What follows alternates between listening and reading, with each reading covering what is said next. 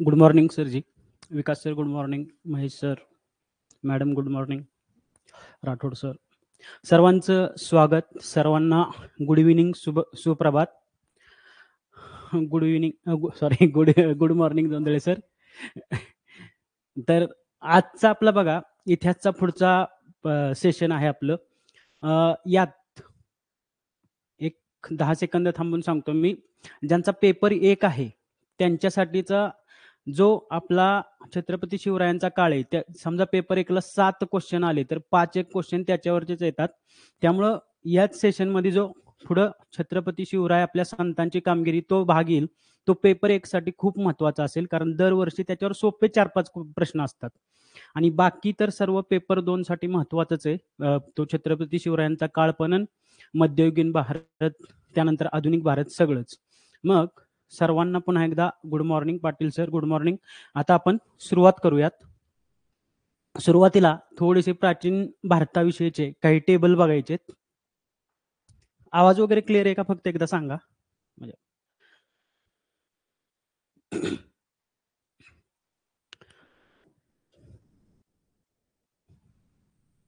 Okay, thank you sir जी. Jagtap sir. बघा, मध्याश्म युगातली काही काही ठिकाणं ज्याचे अवशेष महाराष्ट्रात कुठं सापडले आणि भारतात कुठं सापडले याचे थोडेसे आपल्याला ठिकाणं माहीत पाहिजेत. त्यातले महाराष्ट्रात अवशेष सापडलेली ठिकाणं आहेत आपलं. आपण एकतर बघितलेलंच पाटणे आपल्या जळगाव जिल्ह्यातलं, पाचाड कुठं आहे रायगडाच्या पायथ्याशी, नेवासा आपल्या आत्ताच्या अहिल्यानगरमधील, त्यानंतर इनामगाव पुण्याचं आणि हातखांबा रत्नागिरी ही महाराष्ट्रातली मध्याश्म युगातली ठिकाणं आहेत. यातलं एखादं येतं. शक्यतो आपल्या स्टेट बोर्डमध्ये पाटणे जळगावचा उल्लेख आहे बघा.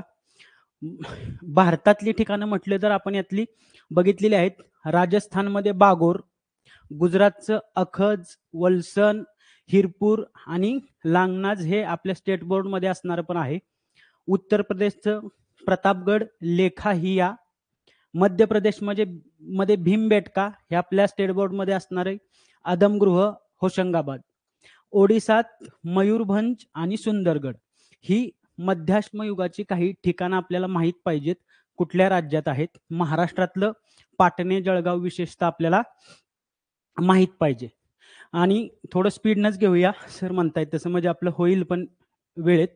मग पुन्हा एकदा सांगतो, पाटणे जळगाव, पाचाड रायगड, नेवासा, इनामगाव, हातखांबा महाराष्ट्रातली, राजस्थानचं बागोर, गुजरात अखज, वळसण, हिरपूर आणि लांगनाज हे गुजरातमधली, उत्तर प्रदेश प्रतापगड आणि लेखाहिया, मध्य प्रदेश भीमबेटका, अदमगृह, होशंगाबाद आणि ओडिसाला मयूरभंज आणि सुंदरगड. थोडं स्पीड जास्त वाटलं तर फक्त कमेंटमध्ये सांगा.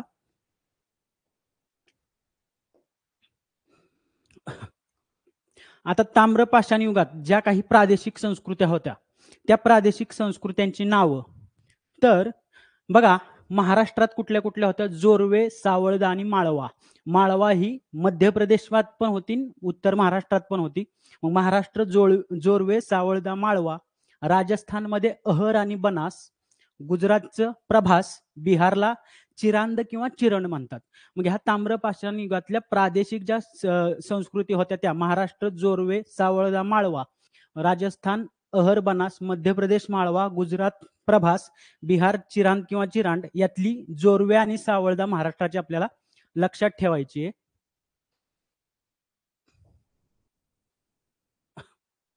आता आपण हे सिंधू संस्कृतीची त्या दिवशीची ठिकाणं बघितलेली, तोच टेबल आहे. यातल्या आपल्याला हडप्पा आणि मोहनजोदडोची लक्षात ठेवायची होती नावं. तर हडप्पा आहे रावी नदी किनारी, मोहनजोदडो, चन्नूदडो हे तिन्ही ठिकाणं पाकिस्तानातली आहेत.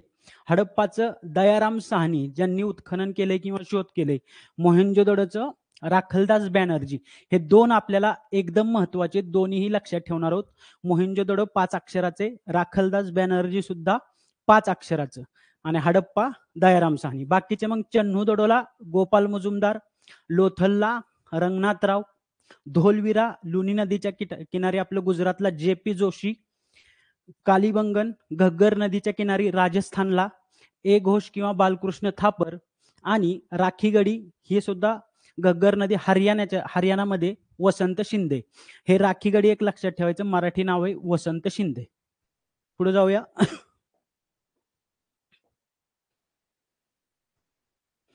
आता हा एक महत्वाचा पॉइंट आहे. परिषदावर सतत क्वेश्चन येतो, पहिली परिषद कुठं झाली, दुसरी कुठं झाली, किंवा कोणत्या राजांच्या अंतर्गत झाली. मग ह्या ज्या बौद्ध परिषद आहेत त्या आपल्यासाठी महत्वाच्या आहे, पेपर 2 साठी तर खूप महत्वाचा आहे. मग पहिली बौद्ध परिषद राजगृह किंवा राजगीर या ठिकाणी, अध्यक्ष होते महाकश्यप, पुरस्कर्ता राजा अजातशत्रू. आता ते लक्षात कसं ठेवायचं ते पण बघूयात. दुसरी होती ती वैशालीला, अध्यक्ष होते सब्बाकर्मा आणि त्यावेळेस पुरस्कर्ता राजा होते कालाशोक. त्यानंतर तिसरी होती पाटलीपुत्र, मोगलीपुत्र तिसरं अध्यक्ष आणि अशोक सम्राट पुरस्कर्ता.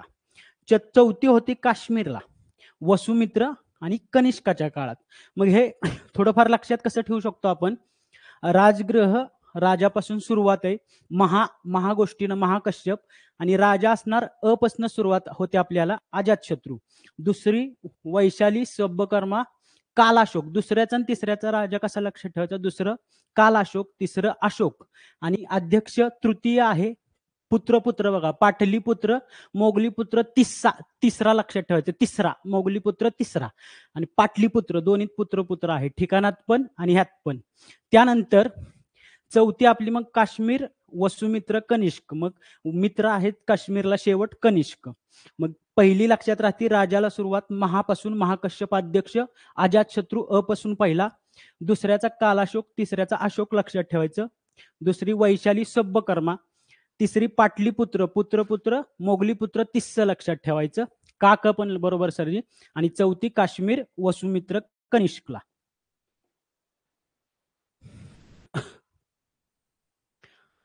ह्या आता वैदिक काळातल्या काही नद्या आहेत, ह्या नद्यांची नावं लक्षात ठेवणं सोपं आहे आपल्यासाठी, कारण तशाच आहेत बऱ्याचशा, 1-2-3 नद्या अवघड आहेत. वैदिक काळातलं नाव आणि सध्याचं नाव. मग वितस्ताचं नाव आहे झेलम, सरस्वतीचं आहे सरस्वती, आसिकानीचा आहे चिनाब, पुरुषिणीचा आहे रावी, विपाशाचा आहे बियास, दृष्टावती म्हणजे घग्गर, शतुद्री म्हणजे सतलज, आणि सदानेरा म्हणजे गंडक. आता यातले लक्षात राहण्यासारखे एकदम सोपे कुठले आहेत, तर वितस्ता झेलम पण लक्षात राहते, सरस्वती म्हणजे सरस्वती, पुरुषिणी र आहे राविनी, विपाशा किंवा विपास लक्षात ठेवायचं, बियास विपास बियास. त्यानंतर शतुद्री सतलज हेही लक्षात राहतं. राहिल्या मग कुठल्या, सदानिरा गंडक किंवा गंडकी, आणि दृष्टावती घग्गर, अस्किनी चिनाब. मग अस्किनी चिनाब, दृष्टावती घग्गर आणि सदानिरा गंडकी किंवा गंडक हे थोडंसं अवघड आहे. बाकी मग वितस्ता झेलम, सरस्वती, अस्किनी चिनाब, पुरुषिणी रावी, विपासा लक्षात ठेवायचं बियास, त्यानंतर शतुद्री सतलज.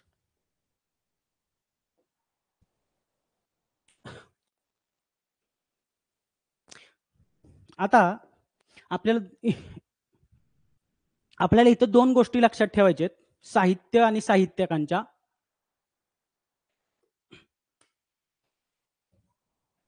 त्या 2 गोष्टी कोणत्या, तर आता हे साहित्य कुणाचं आहे ते तर लक्षात ठेवायचं. पुढे एक टेबल आहे की हे साहित्य कशाविषयी, असे 2 प्रकारे आपल्याला प्रश्न येतो, एक तर कुणाचं आहे आणि कशाविषयी आहे. इथं आधी कुणाचं बघू आणि मग पुढे एक टेबल आहे त्यात कशाविषयी आहे तेही बघूयात. मग बघा, तर पतंजलीचं महाभाष्य फक्त इथं वाचतोय, बाणाभट्टाचं हर्षचरित, पाणिनी अष्टाध्यायी, पुढच्या टेबलमध्ये हे रिपीट होईल. त्यानंतर कलहंचं राजतरंगिणी जो काश्मीरच्या इतिहासावरचा विषय आहे, आर्यभट्ट सूर्य सिद्धांत आर्यभट्टीय हे खगोलशास्त्राविषयीचं, वात्स्यायनाचं कामसूत्र, माघाचं शिशुपालवध आणि भक्तिकाव्य, त्यानंतर भासाचं स्वप्न वासवदत्त, शेवटच्या 5 मिनिटात फक्त विचारा काय असेल तर, हालाचं गाथा सप्तशती, शूद्रक मृच्छकटिका, विशाखादत्त मुद्रा राक्षस, आणि अमरसिन्हाचा अमरकोश जो संस्कृत शब्दकोश आहे. पुन्हा एकदा सांगतो, पतंजली महाभाष्य, बाणाभट्ट हर्षचरित, पाणिनी अष्टाध्यायी, कलहन राजतरंगिणी, आर्यभट्ट आहे सूर्य सिद्धांत आर्यभट्टीय, वात्स्यायनाचं कामसूत्र, माघ शिशुपालवध भक्ती काव्य, भास म्हणजेच स्वप्न म्हणून भासाचं स्वप्न वासव दत्त, हाल कुणाचे हालाचं गाथा सप्तशती, शूद्रक शूद्रक मृच्छकटिक असा एक शब्द समानच वाटतो, शूद्रक मृच्छकटिक. विशाखा दत्ताचा आहे मुद्रा राक्षस आणि अमरसिंहाचा आहे अमरकोश. हे पुन्हा एकदा एका टेबलमध्ये रिपीट होणार आहे एक 2 स्लाइड गेल्यानंतर. आता हे जनपदावर आपल्याला क्वेश्चन नाही आहेत म्हणून त्याचं डिटेल घेतले नाही, फक्त लिस्ट आहे आपली जी 16 महाजनपद आहेत त्याची. इथं आपल्याला फक्त आपलं जे आहे ना महाराष्ट्रात कुठलं होतं अश्मक, एवढंच एकच लक्षात ठेवायचं आणि एवढाच आतापर्यंत याच्यावर आलेला एक क्वेश्चन आहे बघा. मग तरी पण एकदा ही लिस्ट वाचूयात. बघा, महाजनपद काशी, काशीची राजधानी आहे वाराणसी. कोसलची राजधानी श्रावस्ती. अंगची आहे चंपा. मगधची राजधानी आहे राजगृह किंवा गिरिव्रज. पुढं कॅपिटल एकदा पडलेले बरोबर. त्यानंतर वज्जीचं आहे वैशाली. मल्लचं कुशीनगर. त्यानंतर चेदीचं शुक्तिमती किंवा त्याला सेथिवती पण म्हणायचे. वंश किंवा वत्स्यचं आहे कोशिंबी. कुरुचं इंद्रप्रस्थ. मत्स्य विराटनगर. शूरसेनचं आहे मथुरा. अश्मक किंवा अस्सकचं पोटली.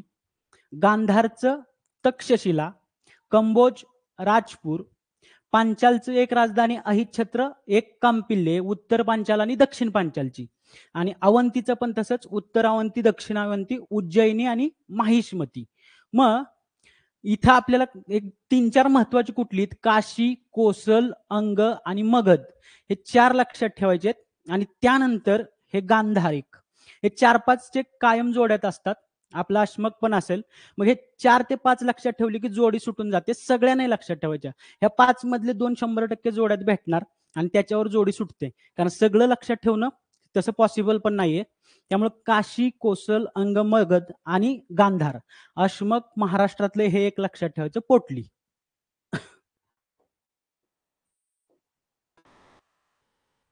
आता जे आपण साहित्य बघितलेलं मागाची ते कशाशी संदर्भात आहे त्याच्यावर एक प्रश्न येतो. कारण की साहित्यिक नाही आला तरी नेमकी महाकाव्य कुठलं, व्याकरण ग्रंथ कुठलं, नाटकं कुठली किंवा गणितीय सूत्र, खगोलशास्त्राचा ग्रंथ कुठला, या गोष्टीवरच येतं आपल्याला. मग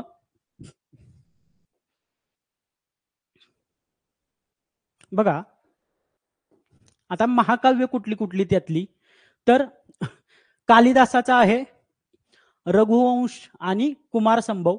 भारवी म्हणून आहे त्याचं किरतार्जुनीय आणि माघाचं शिशुपालवध. ही काय आहेत तर काव्य आहेत, महाकाव्य. मग यातलं आपल्याला महाकाव्य महत्वाचं असणार कुठलंय, कालिदास यांचं रघुवंश आणि कुमार संभव, कारण कालिदासांचं येतं फेमस आहे. त्यानंतर मग व्याकरण ग्रंथ 2 आहेत, पाणिनीचा अष्टाध्यायी आणि पतंजलीचा महाभाष्य. हे दोन्ही पण ग्रंथ महत्वाचे आहेत. दोन्हीतला कुठलाही येतो. पाणिनीचा अष्टाध्यायी, पतंजली महाभाष्य. पण ते विषय लक्षात ठेवायचे ग्रंथांचे, हे व्याकरणावरचे ग्रंथ आहेत. पुढं हा रेकॉर्डेड सगळं होतं लगेच, एक 10 मिनिटात रेकॉर्डिंग पडून जातं सर. त्यानंतर भास आपण म्हटलो, भासाचं लक्षातच ठेवायचं, भासाचं बऱ्याच वेळ येतं. आणि भास म्हणजेच स्वप्न, एवढंच लक्षात ठेवलं की भासाचं स्वप्न वासव दत्तम आपल्याला लक्षात येतं. कालिदासाची नाटकं महत्वाची आहेत. अभिज्ञान शाकुंतल हे नाटक एकदम फेमस. ही 2 नाटकं दोन्ही सुद्धा महत्वाची आहेत. मग बघा, भास म्हणजेच स्वप्न आणि कालिदासाचं आपल्याला माहित असतं अभिज्ञान शाकुंतलम. मग हे दोन्हीही नाटकं, मग नाटकं कुठली आहेत तर स्वप्न वासव दत्तम आणि अभिज्ञान शाकुंतलम. पुढं कथा बघा, गुणाढ्याची बृहत कथा आणि विष्णू शर्मा पंडितचे पंचतंत्र. यातलं पंचतंत्र माहित पाहिजे, विष्णू शर्मा पंडित यांचं पंचतंत्र, त्या कथा आहेत. पुढं आता वैदिक शास्त्रावर, आता इथले विषय सारखे येतात, वैदिक शास्त्र, गणित आणि खगोलशास्त्र, हे 3 थोडेसे महत्वाचे आहेत बघा. कारण ह्यांची नावं काय आहेत, ज्यांनी लिहिलीत त्यांच्यासारखीच नाव आहेत, त्यामुळे नाव येत नाही. तर याचा विषय काय, वरच्यांचे कुणी लिहिले येऊ शकतं. पण इथं बघा, चरकची काय, चरक संहिता. सुश्रुतची काय, सुश्रुत संहिता. सिद्ध नागार्जुनचा रसरत्नाकर. मग हे काय आहेत? तिन्ही औषधशास्त्राची संदर्भात. मग चरक संहिता, सुश्रुत संहिता आलं की सोपं आहे. वैद्यक शास्त्राची किंवा औषधशास्त्राची संदर्भात असणारे ग्रंथ चरक, सुश्रुत आणि सिद्ध नागार्जुन. सिद्ध नागार्जुनचा आहे रसरत्नाकर. पुढं खगोलशास्त्रीय ग्रंथ आहे आपला वराहमिहिरचा पंचसिद्धिका. पंचसिद्धिका हा खगोलशास्त्रीय ग्रंथ. आणि महर्षी कनाद यांचा वैशेषिक दर्शन हा अणुपरमाणूवरचा. कारण महर्षी कनाद यांनीच बघा अणुला हे नाव दिलं आपलं अपरमाणू बहुतेक. तर हे वराहमिहिरचं पंचसिद्धिका आणि महर्षी कनाद वैशेषिक दर्शन हे महर्षी कनाद यांचे अणुपरमाणू. पुढं हे जे सुश्रुत संहिता आहे तिचं अरबी भाषांतर झालंय आणि त्याला नाव पण तसंच आहे. जरी विचारलं तरी आपलं काय सुश्रुत संहिता. मग त्याचं नाव अरबीत पण काय किताबी सुसूद नावच आहे. सुश्रुत संहिता किंवा किताबी सुसूद. मग अरबी भाषांतराचं नाव सिमिलरच आहे त्यामुळे ते कळून जाईल. इथं मग महाकाव्य आपली रघुवंश, कीर्तार्जुन, शिशुपालवध, व्याकरण म्हणलं की अष्टाध्यायी, महाभाष्य, नाटक, अभिज्ञान शाकुंतलम, स्वप्न वासव दत्तम. त्यानंतर कथा आहेत बृहत कथा, पंचतंत्र. पुढं चरक संहिता, सुश्रुत संहिता हे वैदिक शास्त्र, रसरत्नाकर सुद्धा, आर्यभट्टीय गणिता सूत्राचा, पंचसिद्धिका खगोलशास्त्र, महर्षी कनाद यांचं वैशेषिक दर्शन अणुपरमाणू संदर्भातलं आणि सुश्रुत संहितेचं भाषांतर किताबी सुसूद. पुढे जाऊया. पीडीएफ पाठवली आहे ग्रुपवर ऑलरेडी सरजी. आता त्यावेळेची थोडीशी काही घराणे आहेत. आता इथं बघा या घराण्यांचे संस्थापक आलेत. पाल असेल, राष्ट्रकूट असेल, या सगळ्यांचे. मग हे संस्थापक कोण आहेत आणि एखादा त्या घराण्यातला काही महत्वाचा पॉइंट असेल तर तो पाहायचा आहे.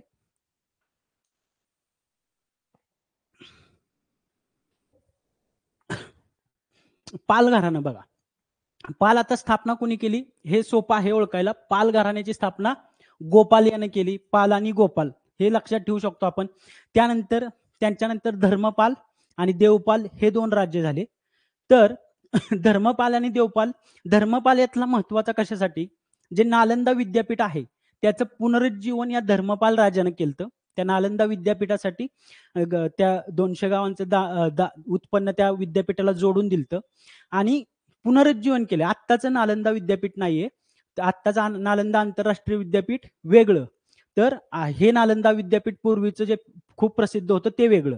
आणि यानंच या धर्मपाल राजानं विक्रमशिला विद्यापीठाची स्थापना केली. मग हे 2 पॉइंट यांच्या घराण्यातले महत्वाचे. स्थापना गोपाल, धर्मपालनं नालंदा विद्यापीठाचं पुनर्जीवन आणि विक्रमशिला विद्यापीठाची स्थापना. वाटल्यास हे घराणे झाल्यानंतर 1-2 मिनिटात रिवाइज पण करूयात. प्रतिहार घराणा. आता हे प्रतिहार घराण्याचा संस्थापक कसा लक्षात ठेवायचा आहे, प्रति आहार. आहार म्हणजे भोजन. मग प्रति आहार कसं लक्षात ठेवायचं, राजा भोज हा त्याचा संस्थापक आहे. मग आपण फोडच त्याच्या अशी करायची प्रति आहारची की प्रति आहार. आहार म्हणजेच भोजन, भोजन म्हणजे भोज. बरोबर. मौर्य राजा कुमारगुप्तनं ते विद्यापीठ सुरू केलं नालंदा. मग प्रतिहारांनाच गुर्जर प्रतिहार म्हटलं जातं. प्रतिहार साम्राज्याचा खरा संस्थापक आणि या राज्यातला सर्वश्रेष्ठ राजा जो राजा भोज आहे त्याला संस्थापक म्हटलं जातं. आणि हा राजा विष्णूचा उपासक होता. पुढं त्याने आदिवराह हे बिरुद धारण केलं. आता नाही विक्रमशिला, त्याच्या काही नाण्यांवर आदिवराह हे शब्द पण आहेत. मग आपल्याला फक्त इथं काय पाहिजे, प्रतिहार घराण्याचा संस्थापक प्रति आहार वर्ण घ्यायचं भोज आणि त्याचं विष्णूचा उपासक असल्यामुळे त्यानं आदिवराह हे एक बिरुद धारण केलं आणि त्याच्या नाण्यांवर मग आदिवराह शब्द आढळून येतो बघा.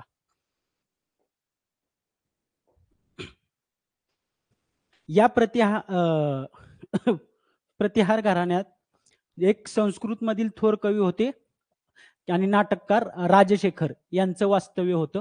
आणि ते कोणाच्या काळात होतं तर हा भोज राजा आहे त्याचा नातू महिपाल याच्या काळात या राजशेखर यांचं या प्रतिहार घराण्यात वास्तव्य होतं. पुढे येतं राष्ट्रकूट. मग राष्ट्रकूट घराण्याची स्थापना आहे दंतीदुर्ग. हे एक लक्षात ठेवायचं कारण स्थापनेवरच क्वेश्चन आहेत या घराण्यांच्या शक्यतो. पण बाकीचे पण थोडेसे महत्वाच्या गोष्टी घेतलेत. मग राष्ट्रकूटची स्थापना दंतीदुर्ग.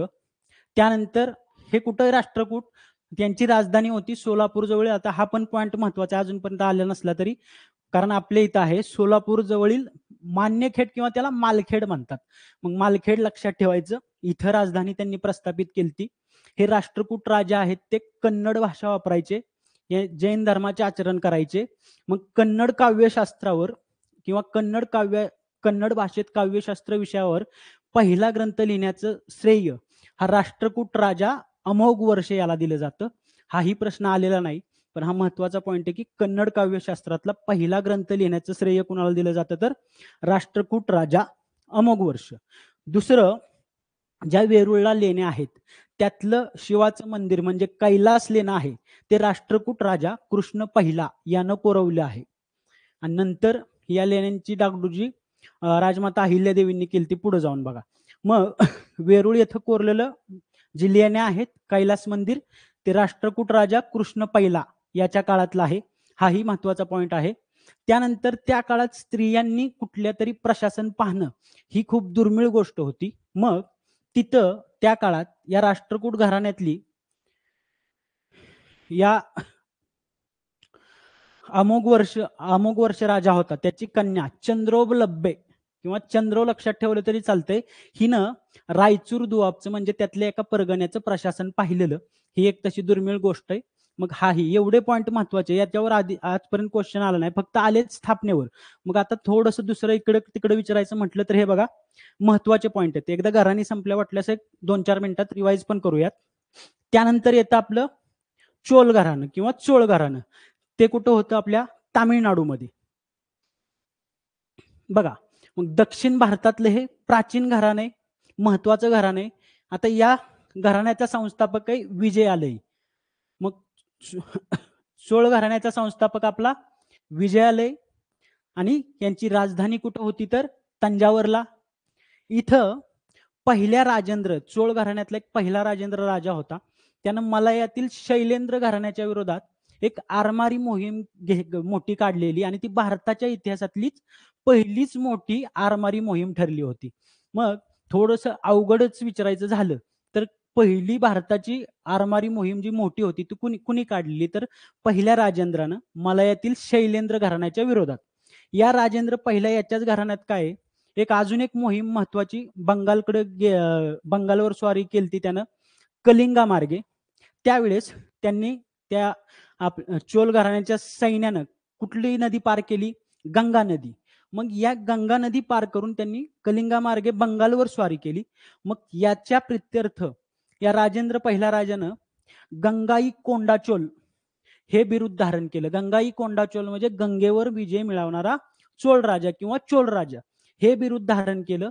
आणि कावेरीच्या मुखाशी त्यानं आपली एक राजधानी वसवली. तिला नाव सुद्धा काय दिलं? गंगाई कोंडाचोलापुरम, अर्थात गंगेवर विजय मिळवणाऱ्या राजा चोलाचं शहर. आता हे गंगाई कोंडाचोलापुरम येऊन गेले. मग कुठलं बिरुद? तेच बिरुद आहे, फक्त गंगाई कोंडाचोल, गंगेवर विजय मिळवणारा राजा. मग हे येऊ शकतं, हे अजून आलेलं नाहीये. मग गंगाई कोंडाचोलापुरम येऊन गेलेलं आहे. गंगाई कोंडाचोल लक्षात ठेवायचं. यांच्यातला राजेंद्र पहिला हा राजा महत्वाचा आहे. संस्थापक विजयालय असला तरी राजेंद्र पहिला ज्यानं आरमारी भारतातली पहिली मोठी आरमारी मोहीम घेतली.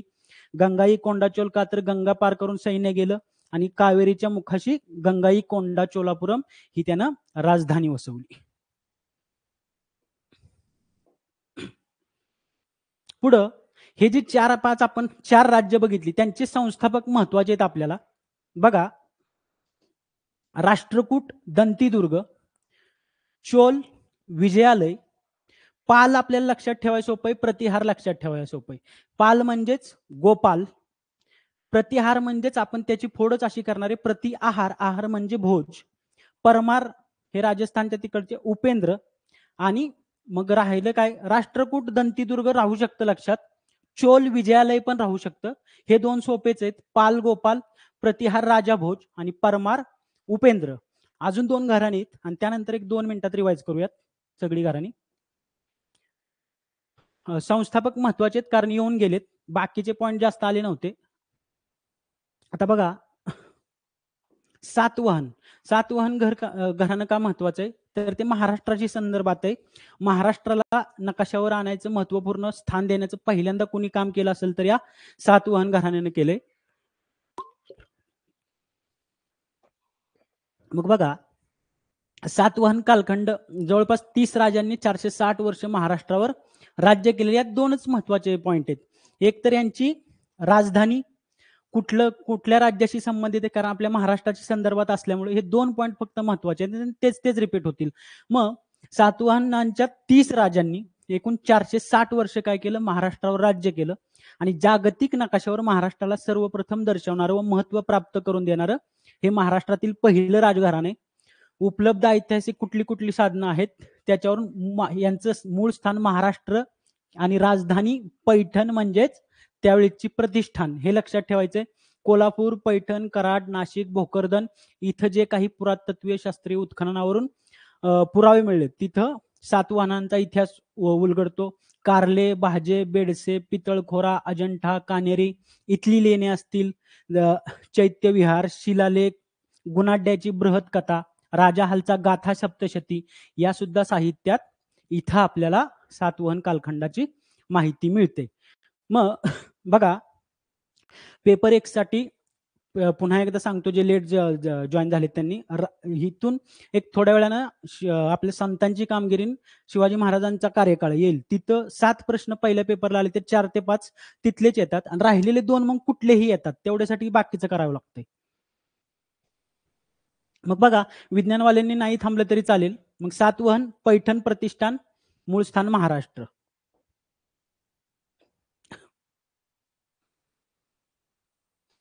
त्यानंतर दुसरं एक घराणं आहे महाराष्ट्राच्या संदर्भातलं, शिलाहार घराणं. आता हे शिलाहार घराणं आहेत, जास्त काही महत्वाचं नाही बघा.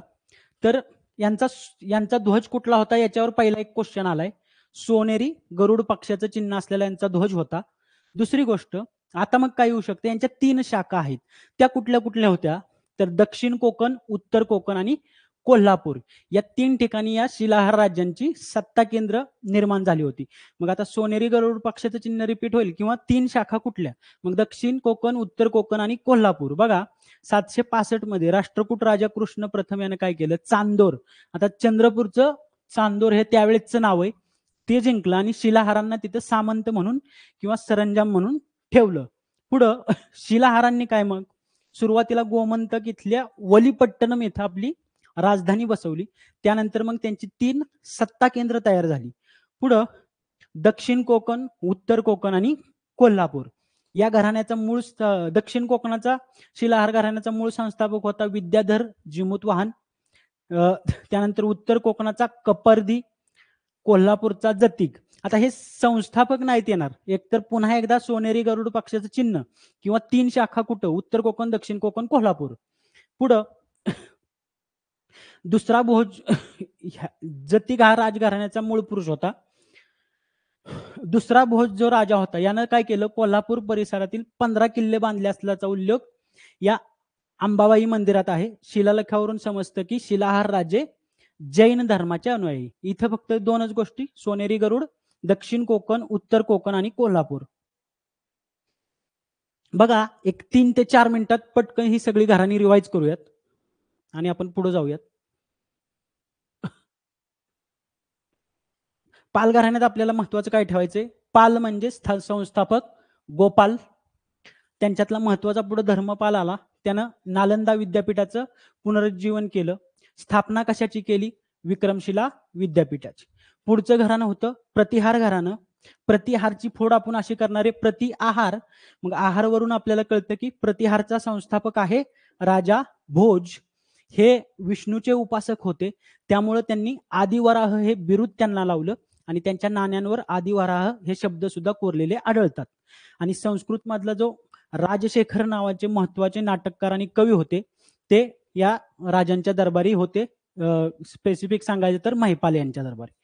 त्याच्या पुढचं घराणं आहे आपलं राष्ट्रकूट. राष्ट्रकूटची स्थापना दंतीदुर्ग यांनी केली. महत्वाचं, याची राजधानी अजून आली नाही. सोलापूर जवळ मान्यखेड किंवा मालखेड दोन्हीतलं काही येऊ शकतं, शक्यतो मालखेड. त्यानंतर राजा अमोघ वर्ष जो आहे त्याला श्रेय दिलं जातं. तो कन्नड भाषेतला काव्यशास्त्रावर पहिला ग्रंथ लिहिणारा व्यक्ती. त्यानंतर कृष्ण पहिला कशासाठी ओळखला जातो, तर कैलास लेणं वेरूळचं कोरवण्यासाठी त्याचं काम आहे. त्यानंतर चंद्रोबलब्बे ही एका प्रांताचं प्रशासन सांभाळणारी इथली स्त्री आहे. ही एक महत्वाचा पॉइंट आहे.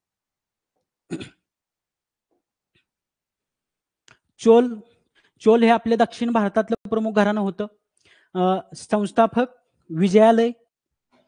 त्यानंतर यातला महत्वाचा राजा पाहिजे होता आपल्याला राजेंद्र पहिला, कारण यानंच मलायामध्ये पहिली भारतातली मोठी आरमारी मोहीम घेतली मलायाच्या शैलेंद्र राजांच्या विरोधातली. त्यानंतर राष्ट्रकूटची कंधारी असेल सर, आपल्याची आहे ती दंतीदुर्ग आहे एनसीआरटीची, तेवढेच आपण लक्षात ठेवा. त्यानंतर गंगाई कोंडा चोल का म्हणतात, तर गंगेचं पाणी किंवा नदी पार करून त्याचं सैन्य गेलं बंगालवर स्वारी करायला, मग गंगेवर विजय मिळवणारा राजा, हे त्याचं बिरुद.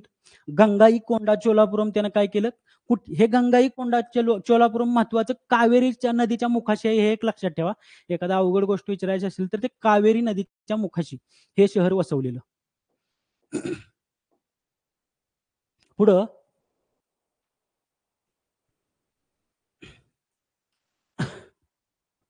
त्यानंतर हे रिव्हिजन करतोय सर आपण राज्य आणि संस्थापक, कारण सविस्तर घेतलंय, तुम्ही थोडं लेट जॉईन झाला असाल कदाचित. राष्ट्रकूट दंतीदुर्ग, चोल विजयालय थोडं तरी कमी ठेवूयात, पाल गोपाल, परमार उपेंद्र आणि प्रतिहार राजाभोज. मग आपल्याला इथं पाल आणि प्रतिहार लक्षातच राहतात. राष्ट्रकूट दंतीदुर्ग लक्षात ठेवायचे, चोल विजयालय, परमार उपेंद्र हे पण पाहिलं. आणि शेवटची दोन राजघराणे आपण पाहिलेली ती होती सातवहन. मग सातवहन कालखंडात महत्वाचं सातवाहनांच्या आपण दोन कुठल्या गोष्टी लक्षात ठेवणार होतो, त्यांचं मूळ स्थान महाराष्ट्र, त्यांची राजधानी पैठण किंवा प्रतिष्ठान, आणि बऱ्याच पुराव्यातून त्यांचा उल्लेख आढळतो. त्यातली गुणाड्याची बृहत कथा आहे राजा हालचा गाथा सप्तशती हा ग्रंथ आहे. आणि आता यातलं आपण बघितलेलं शेवटचं घराणं होतं आपलं शिलाहार घराणं. शिलाहार घराण्याचे दोन पॉइंट महत्वाचे कुठले आहेत आपल्याला, तर त्यांचा ध्वज आणि त्यांची 3 सत्ता केंद्र. शिलाहार पहिल्यांदा राष्ट्रकूट राजा कृष्ण यांच्याकडे सामंत होते आणि त्यांना राष्ट्रकूट राजाने काय केलं, चांदोर म्हणजे चंद्रपूरचे सामंत म्हणून नेमलेलं. त्यांनी स्वतःच सत्ता स्थापन केली आणि गोमंतक इथल्या वलीपट्टणमला राजधानी वसवली. त्यानंतर दक्षिण कोकण, उत्तर कोकण आणि कोल्हापूर या 3 ठिकाणी यादवांच्या प्रश्नच नाही सर, त्यामुळे घेतलं नाही. अजून इथचे 1-2 पॉइंट आहेत, ते रिव्हिजन मध्ये होतील कवर, टेन्शन घेऊ नका. मग दक्षिण कोकण, उत्तर कोकण, कोल्हापूर ही 3 स्थान लक्षात ठेवायचे. सोनेरी गरुड. शिलाहार राजे जैन धर्माचे अनुयायी होते. आता मध्ययुगीन भारताकडे जाताना थोडीशी आपण त्याची प्रस्तावना बघूया. सामंत सरंजाम एकच आहे, कुठं सरंजामदारशाही किंवा सामंतशाही सेम.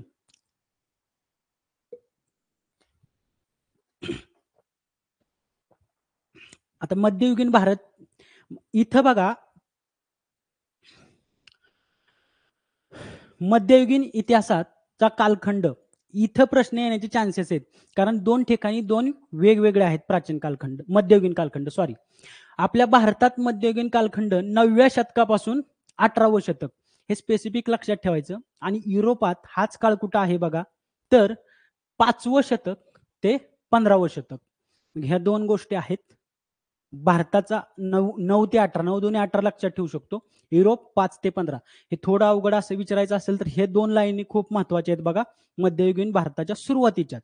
त्यानंतर युरोपात जी सामंतशाही किंवा सरंजामशाही म्हणतो आपण, ती जी अस्तित्वात आली तिची 2 वैशिष्ट्य होती. एक भूदास प्रथा होती आणि एक चिलखत घातलेला त्यांचा घोड्यावर बसलेला नाईट म्हणून त्याला उपाधी असायची तो. ते बघूयात काय. मग युरोपातल्या सरंजामशाहीचं पहिले वैशिष्ट्य म्हणजे भूदास प्रथा. भूदास म्हणजे थोडक्यात वेठबिगार तो कायमचा दास्य असल्यासारखा. म्हणजे ते काय आहे, भूदासलाच कृषी दास्यत्व पण म्हणायचे. असा शेतकरी जो शेतीत राबायचा, पण तो आपला व्यवसाय सोडू शकायचा नाही किंवा त्याला कुठेही जायची आज्ञा नसायची. मालकाच्या परवानगीशिवाय विवाह करण्याची सुद्धा त्याला सोय नव्हती किंवा करता येत नसे. याशिवाय याच्याशी संदर्भात एक मॅनॉर ही व्यवस्था आहे. आपल्या इकडे वाडे-बिडे म्हणतो का नाही, तशी ती गडी, आपल्या इकडे गडी म्हणतो तशी मॅनॉर ही व्यवस्था, जिथं जमीनदार राहायचा, जहागीरदार राहायचा, त्या किल्ल्याला किंवा गडीला मॅनॉर म्हणतात. मग इथं बघा, ही भूदास प्रथा, मॅनॉर हे कालखंड आपल्या स्टेट बोर्डमध्ये आहे, पण आजपर्यंत आलेलं नाहीये. मग कुठेतरी एखादा असा जर प्रश्न काढायचे म्हणले तर इथे स्कोप आहेत बघा, कारण इतिहासावर रिपीट क्वेश्चन आहेत. खूप कमी जागा आहेत की जिथं आता प्रश्न तयार होऊ शकतात, कारण एवढ्या वर्षाची परीक्षा आहे. ते सगळे पॉईंट कव्हर झाले स्टेट बोर्डचे. असे कुठं कुठं आहे तिथं आपल्याला व्यवस्थित पाहिजे आपल्याला. मग इथं आपल्याला भारतीय इतिहासात मध्ययुगाचा कालखंड 9 ते 18, युरोपात 5व ते 15व शतक. युरोपातल्या सरंजामशाहीचं आपण पहिलं वैशिष्ट्य बघितलं. भूदास प्रथा म्हणजे तो वेठबिगार असल्यासारखंच, त्याच्या मालकाच्या परवानगीशिवाय त्याला काहीही करता येणार नाही. मॅनॉर म्हणजे त्या जहागीरदाराची गडी किंवा किल्ला. याची पण रिव्हिजन घेऊयात एक 6-7 स्लाइड झाल्यानंतर मगाच्या सारखीच. मग दुसरं वैशिष्ट्य याचं काय आहे? तर याचं दुसरं वैशिष्ट्य म्हणजे या जहागीरदारांची सैन्य संघटन पद्धती. मग हे सरंजामशाहीचं व्यवस्थेचं विशेष प्रतीक होतं. त्यांचा घोड्यावर स्वार झालेला, चिलखत वगैरे घातलेला सशस्त्र योद्धा, त्यालाच ते नाईट म्हणायचे. मग हे पण महत्वाचं, हे पण आजपर्यंत आलेलं नाही, जरी आपल्या स्टेट बोर्डला आहे तरी. मग प्रश्न भरपूर रिपीट होत आहेत, त्यामुळे थोडासाच भाग राहिला ज्याच्यावर प्रश्न नाहीत आले. मग रिपीट 20 प्रश्न आले ना आपल्याला इतिहासला, 10 प्रश्न रिपीटच असणार आहेत त्याच प्रश्नांचे, पण 10 प्रश्न त्यांना तयारच करावे लागतील ना नवीन. प्राचीन मधले भरपूर रिपीट आहेत. शिवाजी महाराजांच्या काळाला तर ऑलमोस्ट सगळे रिपीट आहेत. तिथं तर मागचे प्रश्न पाठ केले तरी पहिल्या पेपरवाल्यांचं 5 मधले 4 बरोबर येऊन जातील. बघा, मग हे सशस्त्र योद्धा किंवा नाईट म्हणजे काय?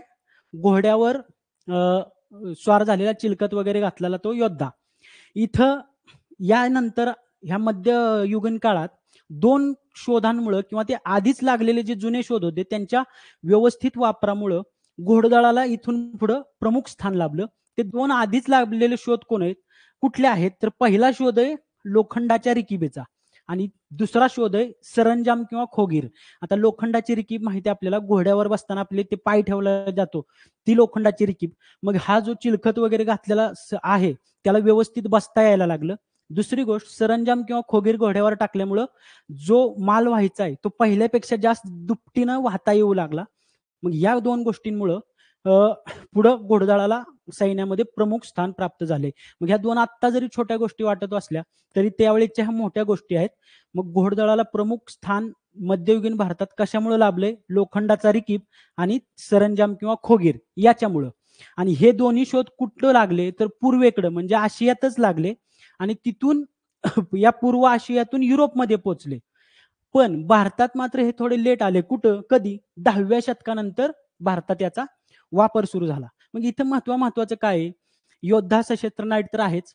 आपला घोडदळाचं रिकीब, सरंजाम आणि खोगीर शोध कुठं लागला? तर पूर्व आशियात आणि तिथून युरोपला गेले. युरोपचा हा शोध नाहीये आणि हे जुने शोध आहेत, फक्त याचा उपयोग व्यवस्थित व्हायला लागला इथं.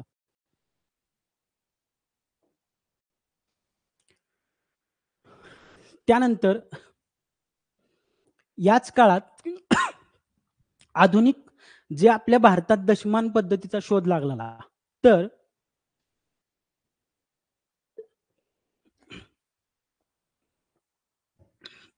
आधुनिक गणिताचा आधार असलेली जी दशमान पद्धती होती त्याचा शोध भारतात 5व्या शतकात लागला आणि ती जी दशमान पद्धती ह्या मध्ययुगीन काळात अरबांपर्यंत जाऊन पोहोचली आणि अरब गणित तज्ञ जो आहे अल ख्वारिझमी किंवा अल ख्वारिझमी यानं काय केली? 9व्या शतकात ही दशमान पद्धती गणिताची लोकप्रिय केली. 12व्या शतकात काय झालं?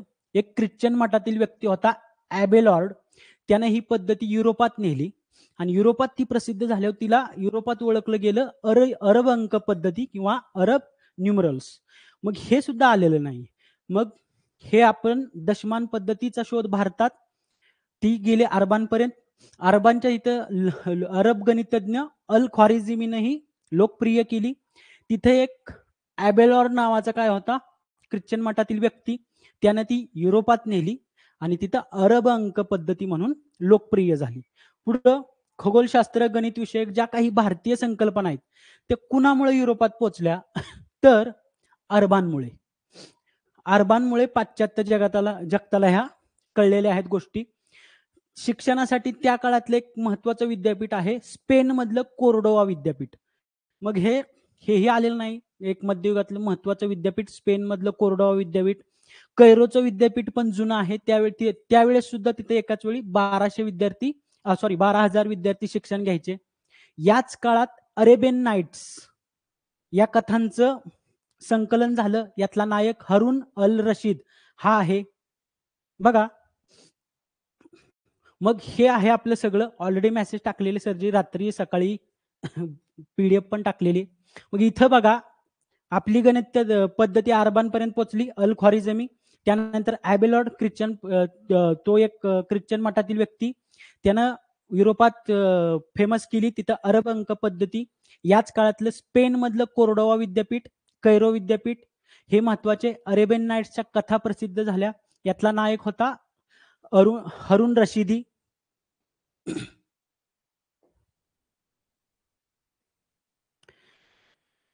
मग इथून खरं आता इथून पुढं जे महत्वाचे आहेत त्यांचे आपण घेतलेले.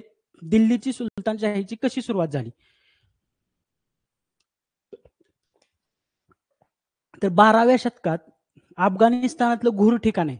तिथून सुलतान मोहम्मद घोरी यानं काय केलं, भारतावर आक्रमण केलं. भारताचा काही प्रदेश जिंकून घेतला आणि त्याचा जो सेवक होता कुतुबुद्दीन ऐबक, त्यालाच इथं त्या प्रदेशाचं कामकाज पाहण्यासाठी नेमण्यात आलं. पण त्या घोरीचा मृत्यू झाल्यानंतर हा कुतुबुद्दीन ऐबकच काय झाला, इथला प्रमुख झाला. आणि या कुतुबुद्दीन ऐबकच्या काळात आपल्यासाठी महत्वाचा पॉईंट काय तर कुतुब मिनारच्या कामाला सुरुवात झाली. मग हा एक पॉईंट महत्वाचा आहे की कुतुब मिनारच्या कामाला कधी सुरुवात झाली तर कुतुबुद्दीन ऐबकच्या काळात. आणि हे कुतुब मिनारचं काम कंप्लीट कधी झालंय तर पुढे जाऊन फिरोजशाह तुगलक येतो, त्याच्या कार्यकाळात हे कुतुब मिनारचं काम कंप्लीट झालेलं आहे. याचा मृत्यू कसा झाला या कुतुबुद्दीन ऐबकचा, आजचा जो घोड्यावर बसून खेळायचा पोलो खेळ आहे त्यालाच त्यावेळी चौगन म्हणायचे. आणि हा खेळताना तो घोड्यावरून पडला आणि त्यात याचा मृत्यू झालेला आहे. त्यानंतर इल्तुमिश हा दिल्लीच्या सल्तनत किंवा राजा म्हणून आला, बादशाह म्हणून. आणि याच इल्तुमिशनं काय केलं, दिल्लीच्या सत्तेला स्थिरता देण्याचं कार्य केलं. उत्तर भारतात जो तुर्कांनी भूभाग किंवा प्रदेश जिंकला होता त्याला एक स्थायित्व आणि संघटित स्वरूप देण्याची कामगिरी या इल्तुमिशनेच पार पाडली. आणि हा दिल्लीचा पहिला सुलतान बनला ज्यानं टका हे चांदीचं नाणं पाडलं होतं. टक्का हे चांदीचं नाणं इल्तुमिशनं सुरू केलेलं होतं. अल्तमश अशी नाव आहेत सर. आपल्या स्टेट बोर्डला गेलं तर अल्तमश नाव आहे, एनसीआरटीला गेलं की इल्तमश किंवा इल्तुमिश नाव आहे. त्यानंतर मेडिवलचं एक पुस्तक आहे रेफरन्स बुक, तिथं पण इल्तुमिश आहे. आता ही बघा स्टेट बोर्डची ओळ आहे, तिथून अल्तमश घेतलंय. रजिया ही या अल्तमशची मुलगी होती. आणि त्या काळात बघा पुन्हा एकदा वारस एका मुलीला नेमणं ही एक दुर्मिळ गोष्ट होती. मग ही रजिया सुलतान ही अल्तमशची मुलगी होती. त्यानं आपल्या मुलांना बाजूला करून त्या रजिया सुलताननं आपला वारस नेमलं. पण ही दिल्लीच्या सुलतानपदी बसणारी एकमेव महिला आहे म्हणून आपल्यासाठी महत्वाची, आतापर्यंत आलेलं नाही. मग हे झाले आपला सुरुवात. मग बघा पुन्हा एकदा हे सांगतो सुरुवात आहे म्हणून.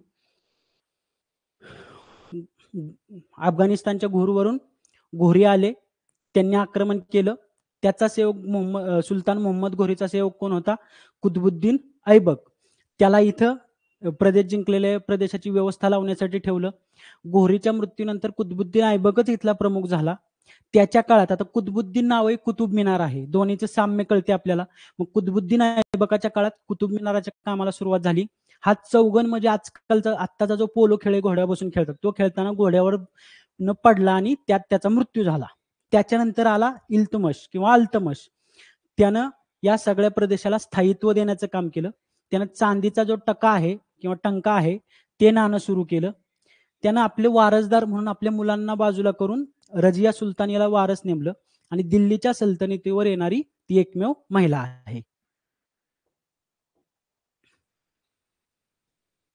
त्यानंतर येतो मोहम्मद तुघलक. आता मोहम्मद तुघलक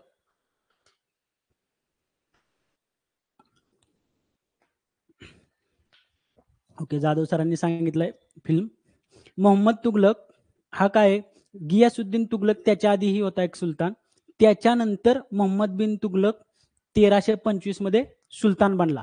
याला खूप सारे प्रयोग करण्याची हौस होती, चांगले चांगले, पण त्याच्यात पेशन्स नसल्यामुळे त्याचे सगळे प्रयोग फसले. म्हणून त्याला अभागी आदर्शवादी म्हटलं जातं. म्हणजे त्याचे अनेक प्रयोग असफल ठरले, म्हणूनच अभागी आदर्शवादी म्हटलं जातं.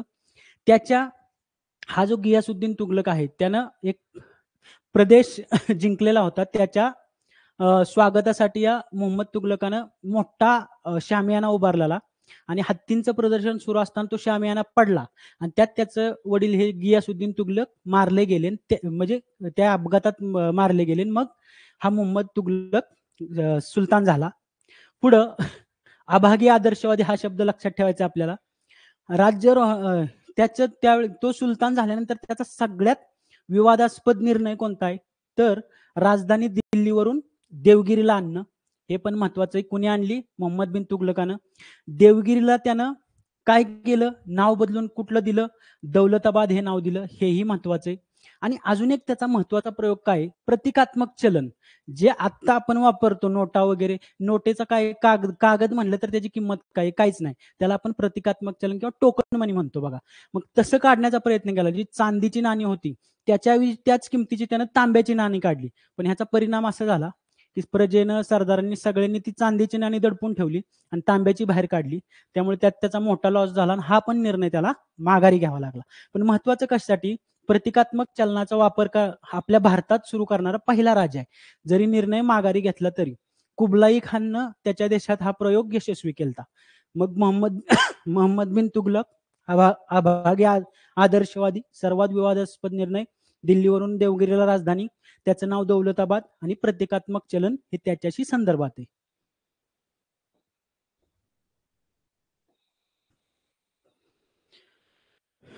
त्याच्यानंतर फिरोज तुघलक हा दिल्लीचा सुलतान झाला. हा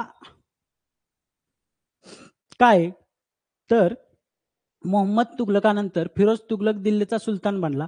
याने वेगवेगळी शहरं वसवली. ती कुठली कुठली? त्याच्या नावचे एक आहे फिरोजपूर, जौनपूर, हिस्सार. ह्या हिस्सारला पण हिस्सार फिरोजपूर म्हणतात. त्यानंतर फिरोजाबाद, त्याच्या नावाचीच 2-3 आहेत बघा, जौनपूर आणि फिरोजपूर सोडून. याच्याच काळात आपण म्हटल्यासारखं जे कुतुबुद्दीन ऐबकच्या काळात कुतुब मिनारचं काम सुरू झालं ते याच्या काळात कंप्लीट झालं किंवा पूर्ण झालं. यानं बरेचसेच कालवे काढले, सगळं केलं. मोहम्मद तुघलकाच्या काळात जो लॉस झाला तो भरून काढण्यासाठी कालवं खोदलं. त्यातला सगळ्यात लांब कालवा 200 मीटर लांबीचा, 200 किलोमीटर लांबीचा होता, सतलज नदीवरून हंसीपर्यंतचा. दुसरा यमुना नदीतून कालवा काढलेला. इथं महत्वाचं आहे, कुतुब मिनारचं काम पूर्ण केलं आणि त्याची शहरं. त्यानंतर अजून 1-2 गोष्टी महत्वाच्या आहेत.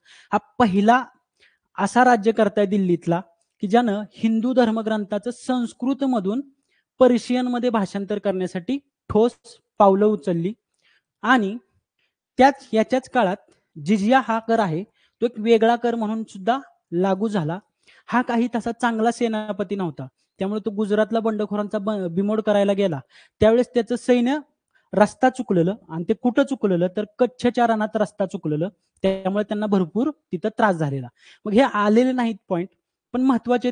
इथला सगळ्यात महत्वाचा असेल तर मग कुतुब मिनारचं काम कुणाच्या कार्यकाळात पूर्ण झालं. शहरं आहेत त्यानंतर मग फिरोजपूर, जौनपूर, हिस्सार, फिरोजाबाद. हिंदू धर्मग्रंथांचं संस्कृतमध्ये पर्शियन मध्ये रूपांतर व्हायला याच्याच कार्यकाळात ठोस पावलं.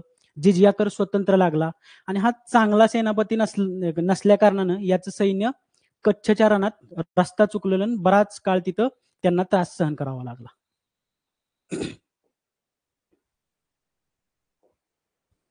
पुढं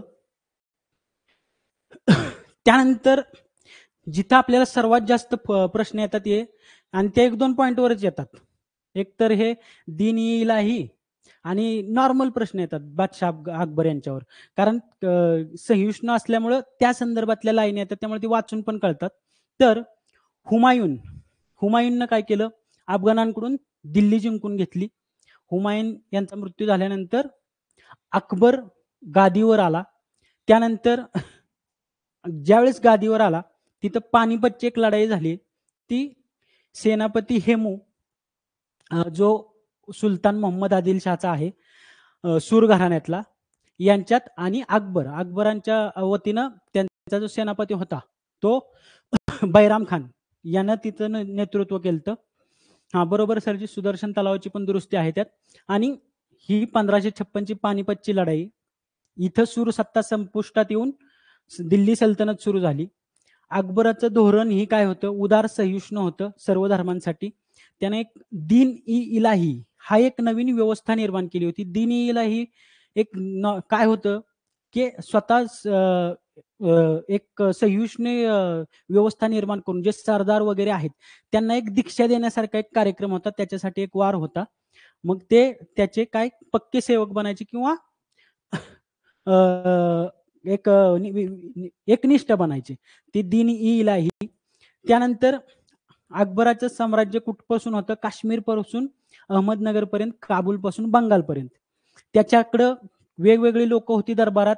इतिहासकार अबुल फजल, कवी फैजी, संगीत सम्राट तानसेन आणि चातुर्य सम्राट ज्यांना म्हटलं जातं ते बिरबल. मग इथं फक्त हा दीन-ई-इलाही परत एकदा महत्वाचा आहे. याच्यावरच पुन्हा एकदा प्रश्न येईल. घेतली असती सर, पण ते गरजेचंच नाहीये, कारण प्रश्न येत नाहीत तिथं. पुढं आणि पुढं आहेत दिलेत, एक चार्ट दिलाय त्यांचा.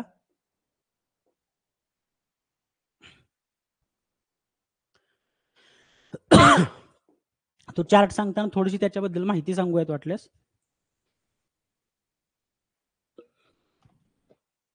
अजून एक अफगाणानं काय सुरू बादशाह अकबरानं काय सुरू केलं? तर इबादतखाना. इबादतखाना म्हणजे काय? धर्माविषयी, वेगवेगळ्या गोष्टीविषयी चर्चा करण्याचं ठिकाण. तिथं सगळे धर्माविषयीची चर्चा व्हायची वेगवेगळ्या विषयावर. मग दार्शनिक, गुडवादी सगळ्या प्रकारची लोक यायची आणि तिथं चर्चा करायची. त्याला इबादतखाना म्हटलं जायचं. यस, विश्व धर्माचा प्रयोग, पण त्यांच्याच बखरीत लिहिलंय की नवीन धर्म स्थापन करण्याचा त्यांचा उद्देश नव्हता, म्हणून ते धर्माच्या सोबत जोडलं जात नाही. मग बघा, मुघल सम्राटांचा अजून एक महत्वाचा प्रश्न काय? हे ग्रेटर मुघल. आता ग्रेटर मुघल कोणाला म्हणतात? जोपर्यंत मोठं राज्य होतं औरंगजेबापर्यंत, म्हणजे बाबर पासून औरंगजेबपर्यंत जे मुघल येतात त्यांना ग्रेटर मुघल म्हणतात, जे आपल्या अभ्यासक्रमात आहे. त्यांचा आपल्याला कार्यकाळ म्हणजे इकडची सालं माहित नाहीत पाहिजे, पण कुणानंतर कोण आलं ते माहित पाहिजे आपल्याला. मग पहिला आहे बाबर. बाबरानंतर आहे हुमायून. हुमायून शेरशाह सुरीकडून हरल्यामुळे पुन्हा याला इराणला जावं लागलं होतं आणि पुन्हा माघारी आलता. इराणला गेला त्यावेळेस अकबराला त्याच्या चुलत्याजवळ तो सोडून गेलता. तिसरा मग अकबर. अकबरानंतर जहांगीर, शहाजहान आणि औरंगजेब. हे आपल्याला ओळीनं लक्षात ठेवायचंय, कारण हे येऊ शकतं. मग हे लक्षात ठेवायला आपण एक असंही लक्षात ठेवू शकतो, बादशाह म्हणायच्या ऐवजी बहादशहा म्हणू शकतो. बहादशहा म्हणजे बाबर, हुमायून, अकबर, जहांगीर, शहाजहान, औरंगजेब. बहादशहा असं थोडं बादशहाचं बहादशहा लक्षात ठेवलं ना, तर मग बाबर, हुमायून, अकबर हे ज म्हणजे जहांगीर, शाह म्हणजे शहाजहान आणि औरंगजेब असं लक्षात ठेवलं तरी ही ओळ लक्षात राहील आणि हे आपल्याला येतं ओळीनं. मग इथं हा महत्वाचा पॉइंट आहे बघा.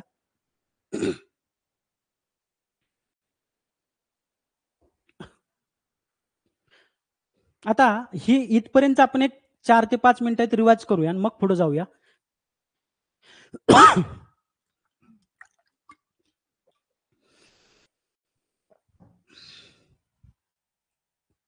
भाषा म्हणू शकतो, भाषा म्हणू शकतो, पण लक्षात राहणं गरजेचं आहे. ह्यावेळेस तो थोडासा क्वेश्चन असू शकतो, कारण याच्या आधी एकदा आलेला आहे.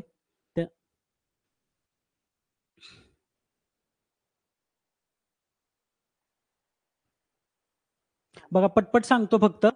एक 3-4 मिनिटात रिवाइज करूया आपण हे सगळं. मध्ययुगीन कालखंड 2 प्रकारचे आहेत. भारतात 9 दुने 18, 9 ते 18 शतक. युरोपमध्ये 5 ते 15, 5वं ते 15 शतक. त्यानंतर तिथली 2 वैशिष्ट्य प्रश्न आहेत पुढे सर आहेत. तिथली 2 वैशिष्ट्य आहेत भूदास प्रथा. भूदास प्रथा म्हणजे वेठबिगारीच थोडक्यात. मॅनॉर काय आहे? तिथल्या सरंजामदारांची, जहागीरदारांची गडी किंवा किल्ला. त्यानंतर अजून याचं दुसरं वैशिष्ट्य ह्या सरंजामशाहीचं होतं सशस्त्र योद्धा किंवा नाईट, जो चिलखत घातलेला घोड्यावर स्वार झालेला योद्धा, त्याला नाईट म्हटलं जायचं. घोडदळाला महत्व का आलं मध्ययुगात? तर 2 शोधांच्या वापरामुळं, एक तर लोखंडाचं रिकीब आणि दुसरं सरंजाम किंवा खोगीर. लोखंडाचं रिकीब वापरल्यामुळं त्या योद्ध्याला व्यवस्थित बसता आलं. सरंजाम किंवा खोगीरमुळं डबल सामान वाहून नेता आलं. भारतात हा शोध 10व्या शतकानंतर जास्त वापरला गेला आणि पूर्व आशियातूनच हा शोध युरोपला गेलता. त्यानंतर आपला जो भारतात दशमान पद्धती होती ती अरबला जाऊन पोहोचली. तिथं अरब गणित तज्ञ आपल्यासाठी महत्वाचा आहे अल ख्वारिझमी, यानं ती काय केली? लोकप्रिय केली. तिथं 12व्या शतकात ॲबेलॉर्ड नावाचा एक ख्रिश्चन मठातला व्यक्ती होता, त्याने ती युरोपात नेली. युरोपात लोकप्रिय कुठल्या नावानं झाली? अरब अंक पद्धती. त्यानंतर याच काळातली 2 महत्वाची विद्यापीठं कोणती? तर स्पेन मधलं कोर्डोवा विद्यापीठ आणि एक कैरो विद्यापीठ.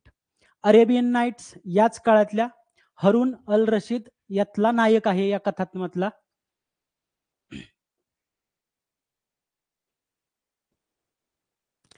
त्यानंतर दिल्लीची सुलतानशाही बघितली आपण. दिल्लीच्या सुलतानशाहीत बादशाह अकबराचं सांगायचं राहिलं, गुजरातल्या विजयतीर्थ त्यानं काय केलं? बुलंद दरवाजाचं बांधकाम केलं. औरंगजेबाचा बंधू दारा शिकोह त्यानं उपनिषदांचं फारसी भाषेत रूपांतर केलं. असे एक दोन पॉइंट त्या रिलेटेड आहेत. मग इथं 12व्या शतकात घूर आले, त्यांनी कुतुबुद्दीन ऐबकला इथं व्यवस्था पाहायला ठेवलं. तोच इथला परत प्रमुख झाला. कुतुब मिनारची बांधकामाची सुरुवात त्याच्या काळात. चौगन खेळताना म्हणजेच पोलो खेळताना घोड्यावर पडून त्याचा मृत्यू. त्यानंतर इल्तुमिश किंवा अल्तमश आला, त्यानं इथं स्थिरता दिली. त्यानं चांदीचं टका हे नाणं काढलं. त्यानं आपल्या सगळ्या मुलांना बाजूला सारून काय केलं त्यानं? तर रजिया सुलतान ही आपली जी रजिया मुलगी आहे तिला वारस नेमलं. पुढं त्यानंतर मोहम्मद तुगलक बघितला आपण. त्याचे गियासुद्दीन तुगलक ते सत्कार करतानाच मंडप पडून गेले. मग हा 1325 ला आला. अभागी आदर्शवादी का म्हणतो पाहिलं आपण. त्याचा राजधानी सगळ्यात विवादास्पद निर्णय दिल्लीहून देवगिरीला स्थलांतर करणं. देवगिरीचं नाव त्यानं काय केलं? दौलताबाद. प्रतिकात्मक चलन सुद्धा यानंच आणलं. याच्यानंतर टका बांगलादेशचं चलन आहे. याच्यानंतर आलं कोण? फिरोज शाह तुगलक. यानं काय केलं? भरपूर खजाना परत भरण्यासाठी कालवं काढणं वगैरे असली भरपूर कामं केली. 2-4 शहरं आहेत, फिरोजपूर, जौनपूर, हिस्सार, फिरोजाबाद ही वसवली. कुतुब मिनारचं काम पूर्ण केलं यानं. त्यानंतर कालवे काढले. पहिला शासक आहे दिल्लीचा ज्याच्या काळात हिंदू धर्मग्रंथांचं संस्कृतमधून पर्शियनमध्ये रूपांतर करायला सुरुवात केली. जिजिया कर वेगळा लावला याच्या काळात पहिल्यांदा. आणि कच्छच्या रानात याचं सैन्य चुकलेलं बराच काळ, त्यामुळे त्रास सहन करावा लागला याला. यानंच सरांनी मगाशी सांगितल्याप्रमाणे सुदर्शन तलावाची डागडुजी केली. बादशाह अकबर पानिपतची लढाई दुसरी झाली.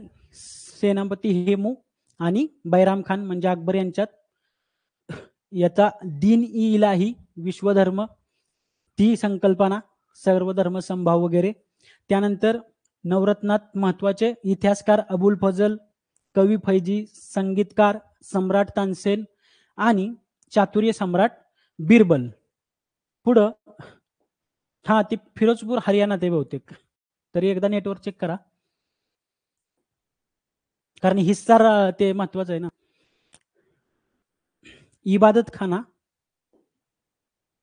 खाना म्हणजे काय? इथं सगळ्या गोष्टींची चर्चा वेगवेगळ्या धर्मातली लोक येऊन करायचे. बादशाह अकबरानं काय केलं? गुजरातच्या विजयाप्रित्यर्थ बुलंद दरवाजाचं बांधकाम. आता मग हे आपल्याला लक्षात ठेवायचंय. तुम्हाला जे सोपं पडेल पण ते लक्षात ठेवायचंय भाषा कशाही पद्धतीनं. मग जिजिया कर सुरुवातीला एक कराचाच भाग होता आणि नंतर मग तो एक धार्मिक कर म्हणून बसवला गेलेला. बाबर, हुमायून, अकबर, जहांगीर, शहाजहान आणि औरंगजेब. मग बहादशहा किंवा भाषा कसंही लक्षात ठेवायचे. औरंगजेबचाच भाऊ दारा शिकोह यानं उपनिषदांचं भाषांतर फारसीमध्ये केलं. आता इथून जी आपली काही प्रादेशिक राज्य होती, महमूद गवान हा जो बहमानी साम्राज्य आहे त्याचा शेवटचा राजा होता आणि त्याच्यानंतर जी 5 राज्य तयार झाली.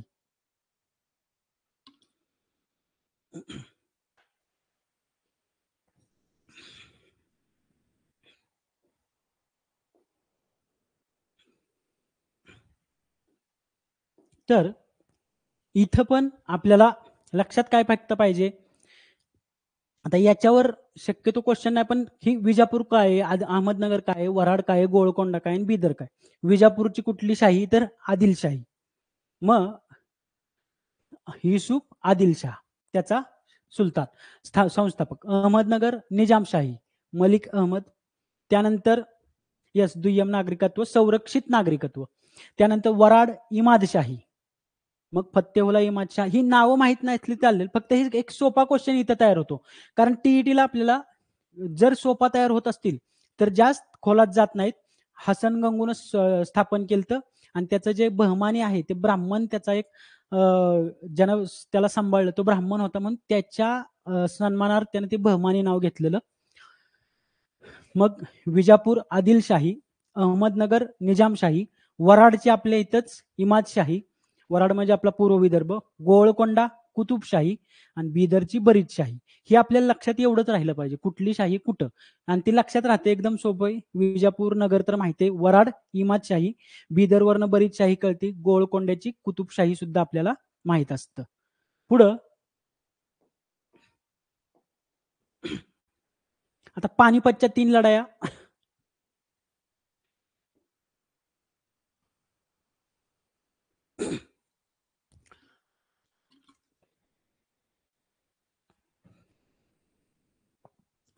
पानिपतची पहिली लढाई होती लोधी विरुद्ध बाबर 1526, हेमू विरुद्ध अकबर दुसरी 1556 आणि तिसरी मराठे विरुद्ध अहमद शाह अब्दाली 1761. पानिपतच्या लढाईचं वैशिष्ट्य काय, ज्या ज्यावेळेस तिथं दिल्लीवर सत्तेत असणारी त्यावेळेस त्या पानिपतच्या लढाईत हरलेली आहेत. त्यामुळं पानिपतची माती इथल्या राजांना लकी नाही असं त्यावेळेस बोललं गेलं. मग ह्या 3 लढाई आहेत. पहिली लोधी विरुद्ध बाबर, इब्राहिम लोधी विरुद्ध, हेमू विरुद्ध अकबर. अकबर म्हणजे इथं बैराम खान सेनापती होता, त्यानं नेतृत्व केलं. आणि मराठे विरुद्ध अहमद शाह अब्दाली 1761ची. आता ह्या आपल्या संदर्भातल्या काही हे आहेत. चौथ सरदेशमुखी काय आणि मिसल. चौथ काय, मराठ्यांनी त्यांच्या राज्याच्या क्षेत्राबाहेर मिळवलेला कर, जो मग मुघल साम्राज्याला कर दिला जायचा त्याचा 1/4 हिस्सा त्या बदल्यात मिळायचा मराठ्यांना संरक्षणासाठी, त्याला चौथ म्हटलं जायचं. त्यानंतर सरदेशमुखी, मराठ्यांनी जमीन महसुलाचा 1 लावलेला कर. मिसल म्हणजे काय, तर शिखांमधील राजकीय घटक प्रत्येक केवळ आपल्या पुढाऱ्याला मानणारा एक राजकीय घटक म्हणजे मिसल. आता लोधी विरुद्ध बाबर मध्ये इब्राहिम लोधी त्यावेळी दिल्लीचे शासक होते, बाबर जिंकले. हेमू विरुद्ध अकबर मध्ये हेमू दिल्लीचा शासक होता, अकबर जिंकला. मराठे विरुद्ध अहमद शाह अब्दाली, त्यावेळेस मराठे आणि दिल्लीचा रक्षणाचा करार होता, त्यामुळे गेलते मराठे, तिथं अहमद शाह अब्दाली जिंकला. हे चौथ आपण बघितलं. संरक्षणासाठी 1/4 मुघलांना दिला झालेला कर, सरदेशमुखी 1 कर आणि मिसल शिखांमधील एक राजकीय घटक आपल्या नेत्याला प्रमुख मानणारे जे घटक होते ते मिसल.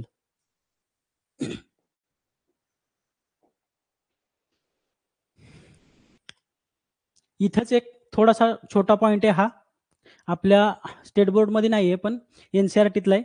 अंबरचा राजा सवाई जयसिंग हा कशासाठी महत्वाचा आहे,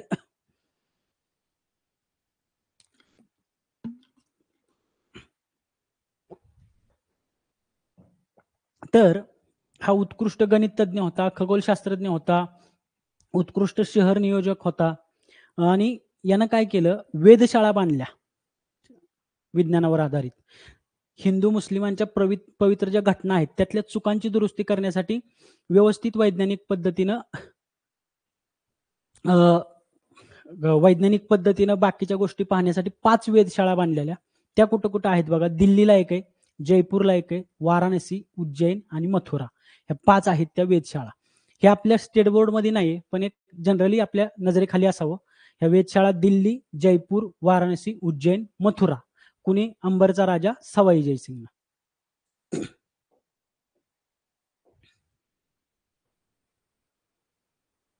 ही स्लाइड चुकून परत झालेली. पानिपतचे पहिलं, दुसरं, शेवटचं युद्ध आहे.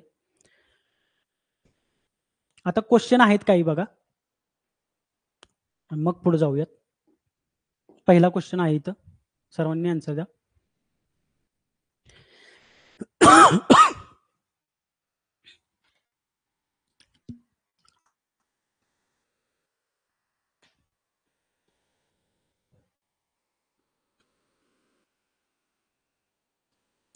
तर अरेबियन नाईट्स कथेतला नायक म्हणून कोणाला प्रसिद्धी मिळाली? तर हरून अल रशीद. पर्याय 1. पुढे जाऊया.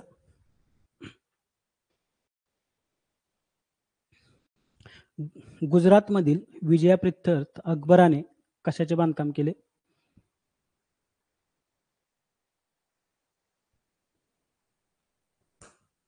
तर ते आहे बुलंद दरवाजा. कुतुब मिनारचं आता लक्षात ठेवायचे. पर्यायात कुतुब मिनार आहे म्हटल्यावर सुरुवात कुतुबुद्दीन ऐबक, कंप्लीट फिरोज शाह तुगलक.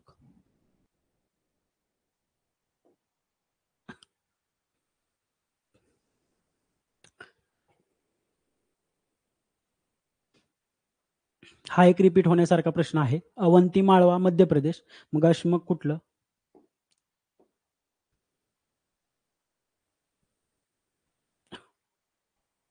तर ते असणार आहे आपलं पर्याय 3 महाराष्ट्रातलं. अशमक महाराष्ट्र, एवढं लक्षात ठेवायचे.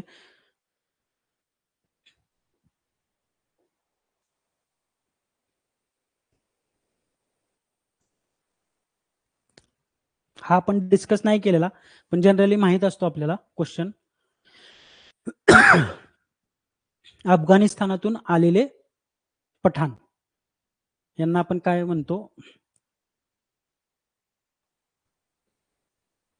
तर रोहिले म्हटलं जातं. आणि तो नजीब जंग रोहिला होता, त्यानंच पानिपतचं तिसरं युद्ध पेटवलेलं बऱ्यापैकी त्याच्या स्वार्थासाठी, आणि शेवटी त्यालाही विष खाऊन मारावं लागलं.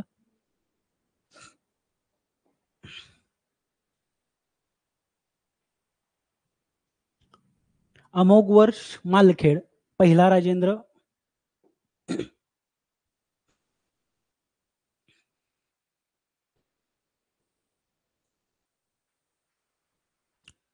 अशमक गोदावरी नदीकाठी सांगितले बघा सरांनी. तर पहिला राजेंद्र गंगाई कोंडाचुलापुरम. आता हे शहर आलं, मग त्यांचं बिरुद पण तेच तसंच आहे, गंगाई कोंडाचोल. ते येऊ शकतं वेगळं विचारायचं, पण तो सोपाच क्वेश्चन राहील कारण तो आतापर्यंत आलेला नाही.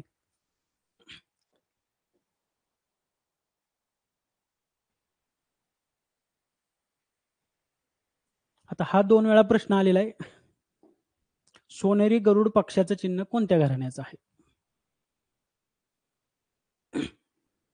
ज्यांचा पेपर 1 आहे त्यांनी संतांची कामगिरी आणि शिवाजी महाराजांपासूनचा पुढचा काळ व्यवस्थित करायचा, आणि राहिलेले 2 क्वेश्चनसाठी पेपर 2चे फक्त क्वेश्चन जरी वाचले तरी तेच 2-1 क्वेश्चन पेपर 1 मध्ये कॉपी होतात, तिथून ते कव्हर होतील. अगदी शेवटच्या टप्प्यात जर वाचाय नाही जमलं तर पेपर 2चे क्वेश्चन वाचून काढा फक्त पेपर 1 वाल्यांनी. इथं शिलाहार, म्हणजे उत्तर कोकणचे, दक्षिण कोकण आणि कोल्हापूर ह्या 3 यांची सत्ता केंद्र.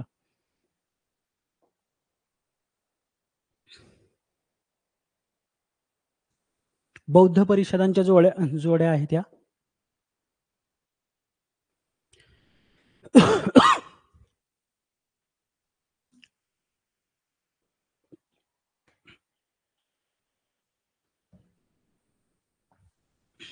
मग पहिली माहिती आपल्याला ए पासून सुरुवात करणार आहे आपण. अजातशत्रू.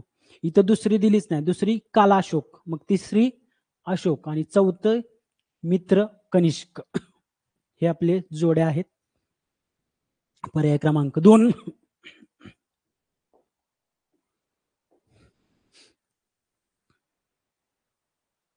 असा एखादा प्रश्न येतो ज्याचा आपल्याला संस्थापक माहित असला तरी हे कुठले राजे आहेत आपल्याला कळून जातं बघा. उत्तरासह प्रश्नांची पीडीएफ ऑलरेडी टाकलेली आहे मॅडम, सगळ्या प्रश्नांची टाकलेली पेपर 2च्या. तर हे सगळेच्या सगळे राष्ट्रकूट राजघराण्यातली. इथं आपल्याला दंतीदुर्ग माहित असला की विषय मिटला. पहिला कृष्ण पण लक्षात ठेवायचा आपल्याला. कैलास लेणं, अमोघ वर्ष हाही माहित पाहिजे. कन्नड काव्य करणारा श्रेय.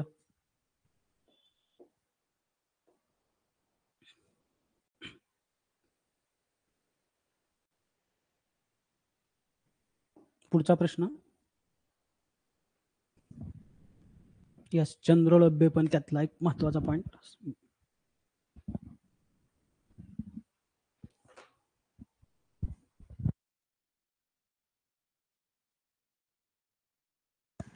तर बघा, हिस्ट्रीची सगळी झेरॉक्ससाठीची पीडीएफ आज संध्याकाळी लेट किंवा उद्या सकाळी देईन, कारण यात एक पॉइंट फक्त आता घ्यायचा राहिलाय, तो आपण रिव्हिजन घेताना घेऊयात. जो हा आहे का नाही, म्हणजे या पीडीएफ मध्ये अजून भरपूर लेक्चर आहे, संपलेलं नाही. तर या पीडीएफ मध्ये जो दुसऱ्या महायुद्धाचा काळ आहे, त्यावेळेचे देश आहेत, त्यातला एक 7-8 पेजेसच्या अजून नोट्स तयार होतील. त्या नोट्स ऍड करून देतो, पण ते आपण ज्यावेळेस रिव्हिजन घेऊ त्यावेळेस तिथं थोडंसं मी ते एक्सप्लेन करेन. पुढे जाऊया.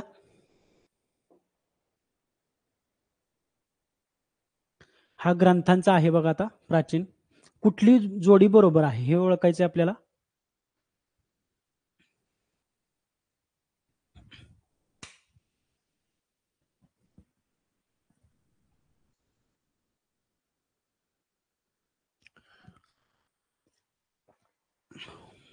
पुन्हा सेंड करता येईल ही उत्तरांची पीडीएफ, कारण भरपूर दिवस झाले सेंड करून ती. तर हे आता हे एक बरोबर आहे, बुद्धचरित, अश्वघोष. बाकी स्वप्नाला आपण लक्षात ठेवायचे. स्वप्न म्हणजेच भास. स्वप्न म्हणजे स्वप्न वासवदत्त भासाच आहे. हे व्हाईस वर्ष आहेत. गाथा सप्तशती राजा हालचा रत्नावली हर्षवर्धन.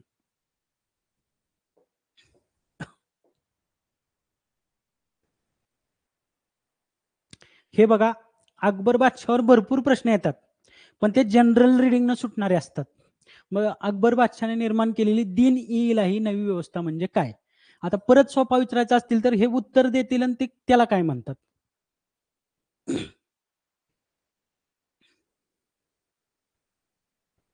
मग मानवतावाद, एकेश्वरवाद, विश्वबंधुत्व. पेपर 1 चे सगळे क्वेश्चन लेक्चर मध्ये ऍड केलेत, त्यामुळे त्याचं पण टेन्शन घेऊ नका सर.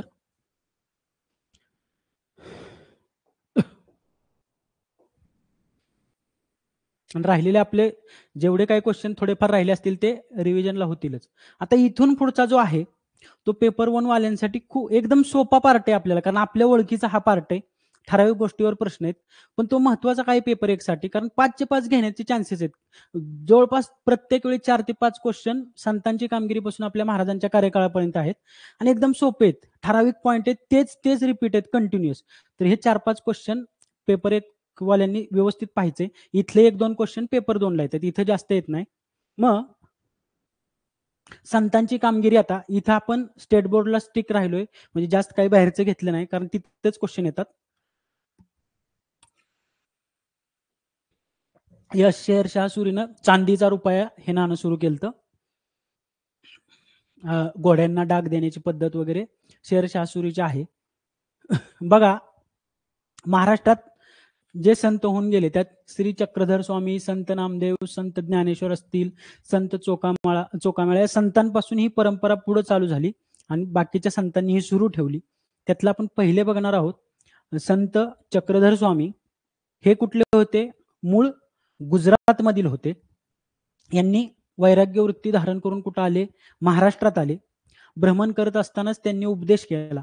उपदेश, आता संतांचा काय उपदेश, आपल्या सगळं जातपात मानायची नाही, सगळे माणसं समान आहेत, महिला पुरुष समान आहेत, अशा पद्धतीचा सगळ्यांचा उपदेश आहे आणि भक्ती मार्गाचा उपदेश आहे. तर बघा, इथं भ्रमण करत असताना काय त्यांनी समतेचा उपदेश केला. स्त्री पुरुष जातीभेद हे भेदभाव त्यांना मान्य नव्हते. आता इथला महत्वाचा पॉईंट काय आहे, एक तर चक्रधर स्वामी मूळ कुठलेत, गुजरातचे, हा एक पॉईंट झाला. दुसरी गोष्ट, त्यांनी कुठला पंथ स्थापन केला, तर त्यांनी त्यांना जे स्त्री पुरुष अनेक अनुयायी मिळाले त्यांच्या विचारांमुळे, तर त्यांनी त्याचाच एक पंथ स्थापन केला. त्या पंथाचं नाव आहे महानुभाव पंथ. हे महत्वाचं आहे. महानुभाव पंथ प्लस श्री चक्रधर स्वामींच्या आठवणींचा एक संग्रह आहे, त्याला आपण लीळाचरित्र म्हणतो. आणि तो कुणी लिहिलाय, तर लीळाचरित्र हा ग्रंथ माहिम भट्ट यांनी लिहिलाय आणि त्यांचंच दुसरं नाव आहे महेंद्रबास. मग हे 2-3 पॉइंटच चक्रधर स्वामींच्या महत्वाचे. ते मूळ कुठले, तर गुजरात मधले. पुढं महानुभाव पंथ हा त्यांनी स्थापन केलेला पंथ, आणि त्यांच्या आठवणींचा ग्रंथ हा आहे लीळाचरित्र, पण तो लिहिलाय कुणी, माहिम भट्टांनी, आणि त्यांचंच माहिम भट्टांचं नाव आहे महेंद्रबास. एकदा सगळे संत घेऊयात आणि 1-2-4 मिनिटात त्यांची रिव्हिजन पण करूयात.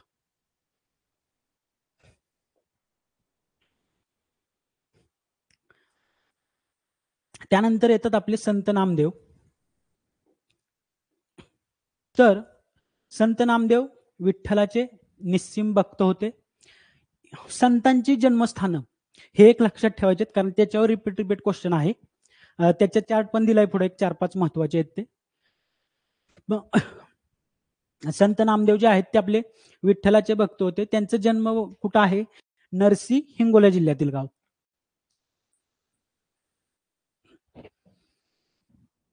मग नरसी आहे ते हिंगोली जिल्ह्यातील गाव आहे, तिथलं आहे. त्यांनी भागवत धर्माच्या प्रसारासाठी काय महाराष्ट्रभर संचार केला. पुढे ते भारतात गेले आणि भारतात त्यांनी हिंदीतून प्रचार केला, हिंदी भाषेत पद लिहिली. संत नामदेव महाराष्ट्रातले असे संत आहेत की ज्यांची पद शीख लोकांच्या गुरु ग्रंथ साहिब या पवित्र धर्मग्रंथात समाविष्ट आहेत. आणि याचा आकडा थोडासा नेटवर्क कन्फर्म करा, 61 किंवा 62 पद आहे त्यांची बहुतेक गुरु ग्रंथ साहिब ग्रंथात समाविष्ट. मग इथं महत्वाचं काय, यांचं जन्मगाव खूप महत्वाचं आहे, नरसी, हिंगोली.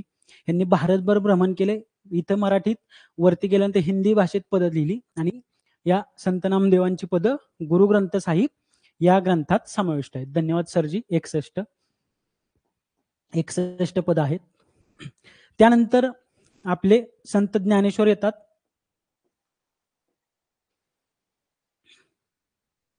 तर संत ज्ञानेश्वरांचं गाव कुठलंय, आपेगाव, आळंदीच्या जवळ.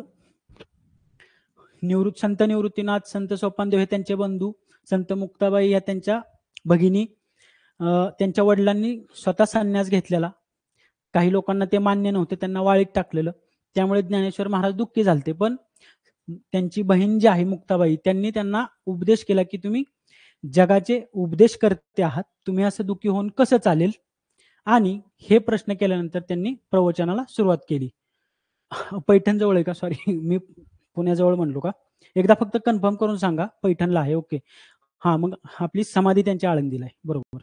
त्यानंतर संत ज्ञानेश्वरांनी, आता महत्वाचा पॉईंट इथला कुठला बघा, संत ज्ञानेश्वरांनी गीतेचा अर्थ स्पष्ट करणारा एक भावार्थ दीपिका हा ग्रंथ लिहिलाय, ज्याला आपण भावार्थ दीपिकेलाच ज्ञानेश्वरी म्हणतो. आणि महत्वाची गोष्ट, हा ग्रंथ त्यांनी मराठीत लिहिलाय, सर्वसामान्यांना कळावं म्हणून. मग थँक्यू सरजी. मराठीत ग्रंथ आहे ज्ञानेश्वरी, त्यालाच भावार्थ दीपिका म्हणतात. हा महत्वाचा आहे. त्याच्याही पुढचा महत्वाचा अजून एक पॉइंट, कारण भावार्थ दीपिकावर प्रश्न येऊन गेलाय. ज्ञानेश्वरीमध्ये 18 अध्याय आहेत. आणि महत्वाचा पॉइंट काय, अजून एक ग्रंथ आहे त्यांचा अमृतानुभव, आणि या ग्रंथाची रचना करून संत ज्ञानेश्वरांनी वारकरी संप्रदायाचा पाया घातला. मग हे आलेलं नाही अजून. मग कोणत्या ग्रंथाचा रचना केली संत ज्ञानेश्वरांनी, तर अमृतानुभव ग्रंथ. आणि या ग्रंथाची रचना करून त्यांनी कोणत्या संप्रदायाचा पाया घातलाय, तर वारकरी संप्रदायाचा. हे महत्वाचं आहे, हे अजूनपर्यंत आपल्याला आलेलं नाहीये. पुढं ज्ञानेश्वरांनीच तरुण वयातच कुठं समाधी घेतली, आळंदीला. इथं एकादशीला आजही लोक भरपूर जातात. एकादशीचे पुन्हा 2 प्रकार पडतात, हेही आलेले नाहीत आजपर्यंत, स्मार्त एकादशी आणि भागवत एकादशी. स्मार्त एकादशी म्हणजे काय, जे ग्रंथांचं पालन करतात, स्मृती ग्रंथांचं. त्यांच्याकडून ही एकादशी साजरी केली जाते. आणि जे भागवत धर्म मानतात त्यांच्याकडून भागवत एकादशी, एवढंच आहे याचं. स्मार्त म्हणजे स्मृती ग्रंथ, भागवत एकादशी म्हणजे भागवत धर्म मानणारे. आणि भागवत धर्म मानणारे आणि सगळे वारकरी ह्या एकादशीचं पालन करतात. पुढं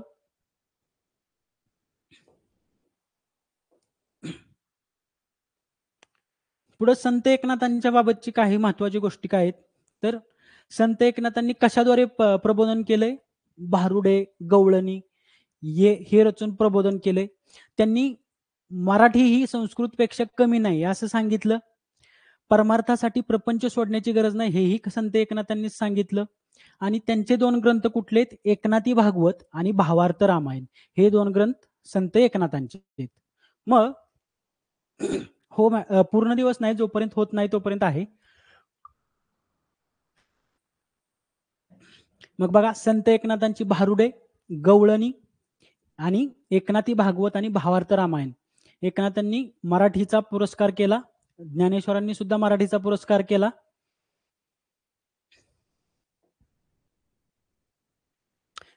सगळे अजून संत झाले की परत रिव्हिजन करूयात त्यांचे.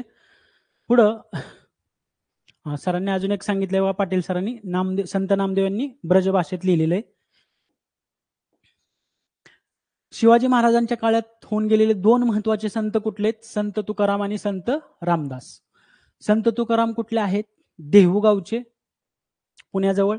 त्यांची शेती होती, किराणा मालाचं दुकान होतं. त्यांनी काय केलं? दुकानात जी उधारीची कर्ज खाती होती ती इंद्रायणी नदीत फेकून दिली. हा, एवढी संत झाल्यानंतर वाटल्यास घेऊयात रिव्हिजन वगैरे, म्हणजे थोडंसं वाटल्यास तुम्हाला ब्रेकची गरज लागली की फक्त सांगा, पण एक 5-10 मिनिटं अजून थांबा किमान. शिवाजी महाराजांच्या काळात संत तुकाराम, संत रामदास होते. देहूगावचे संत तुकाराम, त्यांनी जी गिरायकांची कर्ज खाती होती ती इंद्रायणी नदीत टाकून दिली आणि त्यांना कर्जमुक्त केलं. जवळच्या डोंगरावर जाऊन ते विठ्ठलाचे भजन करायचे. आणि इथं फक्त हाच प्रश्न रिपीट येतो. एकतर संत तुकारामांचं जन्मगाव आणि हा अभंग डायरेक्ट देतात, जे का रंजले गांजले त्यासी म्हणे जो आपुले तोची साधू ओळखावा, देव तेथेची जाणावा. हा अभंग कुणाचा? एवढं सोपं येतं. मग हे फक्त लक्षात ठेवा, आलं तर पुन्हा हेच रिपीट होणार आहे. हा संदेश त्यांनी लोकांच्या मनावर बिंबवला. हे 2-3 वेळा आले, आलं तर रिपीट होणार आहे. तारा राणींच्या बाबतीत पण एक आहे, ते एक रिपीट होतं बघा. मग देहूगाव लक्षात ठेवायचं. आणि हा अभंग, जे का रंजले गांजले त्यासी म्हणे जो आपले तोची साधू ओळखावा, तेथेची देव जाणावा. यस, बोलले बा आंबिले. आणि नंतर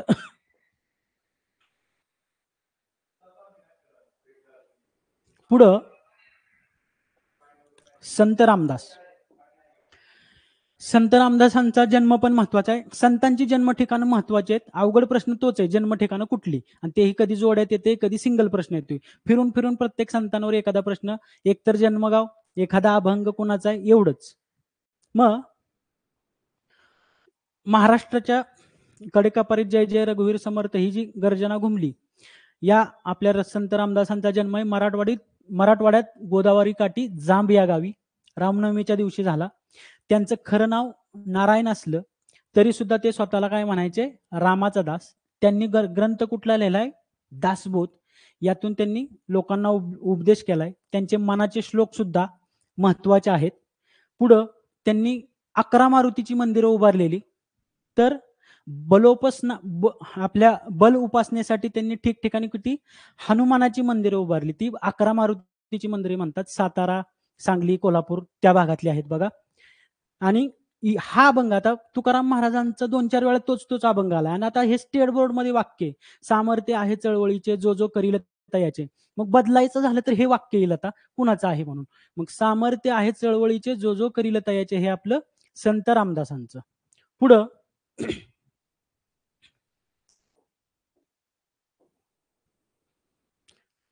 एकदा ही जन्म ठिकाणं बघू आणि मग आपण रिवाइज करूयात सगळं. संत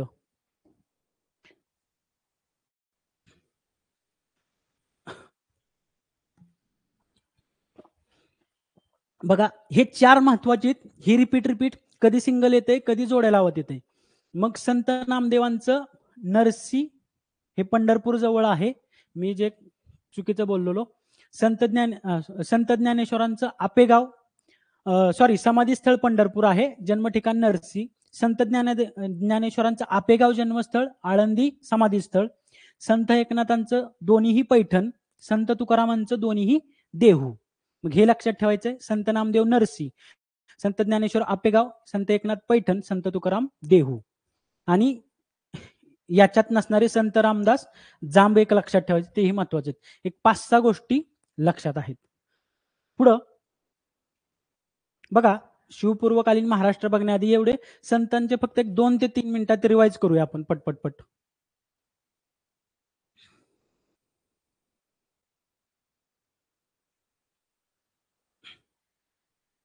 बघा, श्री चक्रधर स्वामी संतांचं आपण काय काय 2-3 गोष्टी लक्षात ठेवणार. संतांचं जास्त डीप जायचं नाही, एकदम सिंपल क्वेश्चन येतात, जेवढे स्टेट बोर्डला मर्यादित आहे तेवढंच. मग चक्रधर स्वामींचं मूळ गुजरात, त्यानंतर त्यांनी स्थापन केलेला पंथ महानुभव पंथ. संत रामदासांची स्वामी सज्जनगडला आहे बघा, साताऱ्याच्या तिथं. त्यानंतर त्यांचा आठवणींचा ग्रंथ कुठला आहे? लीळाचरित्र. ते क्वेश्चन मध्ये कव्हर झालं, त्यामुळे इथं नाही घेतलं. आणि हा ग्रंथ कोणी लिहिलाय? माहीम भट्टांनी. हे 3 पॉइंट श्री चक्रधर स्वामींबद्दल महत्वाचे आहेत. गुजरातचं मूळ, महानुभव पंथ, लीळाचरित्र, माहीम भट्ट. त्यांनाच महेंद्राभास म्हणतात. पुढे आपण संत नामदेवांचं काय बघितलेलं, तर त्यांचं जन्मस्थळ नरसी, हिंगोली जिल्ह्यातलं आपल्या. त्यानंतर महाराष्ट्रात मराठीत, उत्तरेत त्यांनी गेल्यावर हिंदीत पदं लिहिली. गुरुग्रंथ साहेबात त्यांची पदं समाविष्ट झाली. तुम्ही सर्वांनी सांगितल्याप्रमाणे ती पदांची संख्या आहे 61. पुढं संत ज्ञानेश्वरांच्या बाबतीत महत्वाचं काय आहे? संत ज्ञानेश्वर असतील, संत एकनाथ असतील, यांनी मराठी भाषेचा पुरस्कार केला. सर्वसामान्यांना गीता कळण्यासाठी, गीतेचा अर्थ कळण्यासाठी संत ज्ञानेश्वरांनी मराठीत भावार्थ दीपिका किंवा ज्ञानेश्वरी लिहिली. पुढं सर जी आपण प्रश्नांची उत्तर हायलाइट केलेली ऑलरेडी पीडीएफ पाठवली, तिथून पाहिलं तर बरं होईल. म्हणजे त्यानंतर अमृतानुभव हा एक ग्रंथ महत्वाचा आहे, जो आतापर्यंत आलेला नाही. अमृतानुभव ग्रंथाचं महत्व कशासाठी? आपल्याला या ग्रंथाची रचना करून ज्ञानेश्वरांनी वारकरी संप्रदायाचा पाया घातलेला आहे. समाधी कुठं आहे? आळंदीला. एकादशींचे 2 प्रकार कुठले? स्मार्त एकादशी आणि भागवती एकादशी. स्मार्त एकादशी म्हणजे स्मृती ग्रंथांचे पालन करणारे जे असतील ते स्मार्त एकादशी. आणि पुढं भागवत एकादशी, भागवत धर्म मानणारे वारकरी.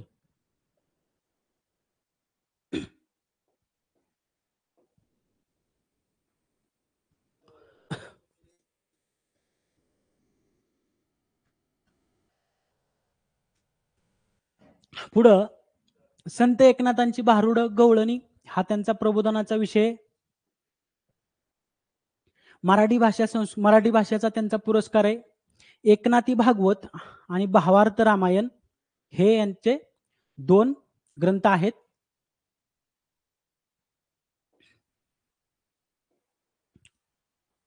सर जी आपली पण रिव्हिजनची 5-5, 6-6 तास सलग होणार आहेत लेक्चर. संत तुकारामांच्या बाबतीत आपल्याला काय आहे? देहूगाव जन्मस्थळ महत्वाचे. पुढं हा अभंग एक सारखा 3-4 वेळा आतापर्यंत आलेला आहे. जे करंजले गांजले त्यासी म्हणे आपुले, तोची साधू ओळखावा, देव तेथेची जाणावा. पुढं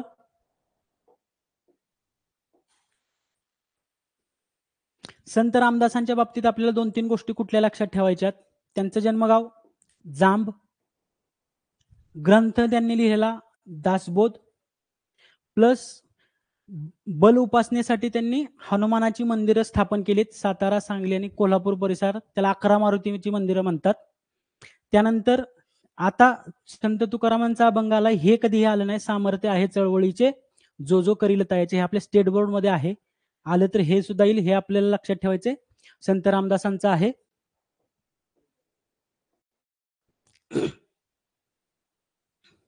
ही जन्मस्थळ आपण पाहिलेली. संत नामदेवांचं नरसी, संत ज्ञानेश्वरांचं आपेगाव, संत एकनाथांचं पैठण, संत तुकारामांचं देहू. समाधीस्थळ नामदेवांचं आहे पंढरपूर, ज्ञानेश्वरांचं आळंदी, एकनाथांचं दोन्हीही पैठण, तुकारामांचं दोन्हीही देहू. आता बघा, तुम्हाला ब्रेक पाहिजे असेल तर सांगा, नाही तर आपण कंटिन्यू करूयात. कारण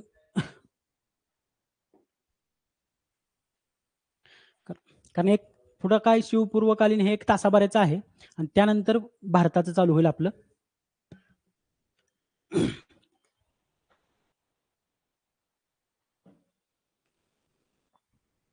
ओके, कंटिन्यू 2 आवर झाल्यावर घेऊया.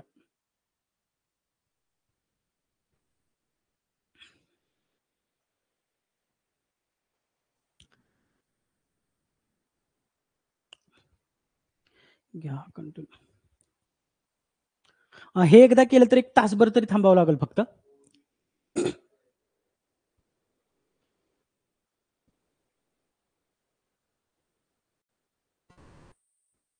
ठीक आहे, 15 मिनिटाचा ब्रेक घेऊयात आणि सगळ्यांनी पुन्हा जॉइन व्हा वाटल्यास. 15च मिनिटाचा ब्रेक आहे पण. कारण आपल्याला उरकायचं आहे आज. आजची सगळी पीडीएफ संपवायची कसल्याही परिस्थितीत. थांबूयात.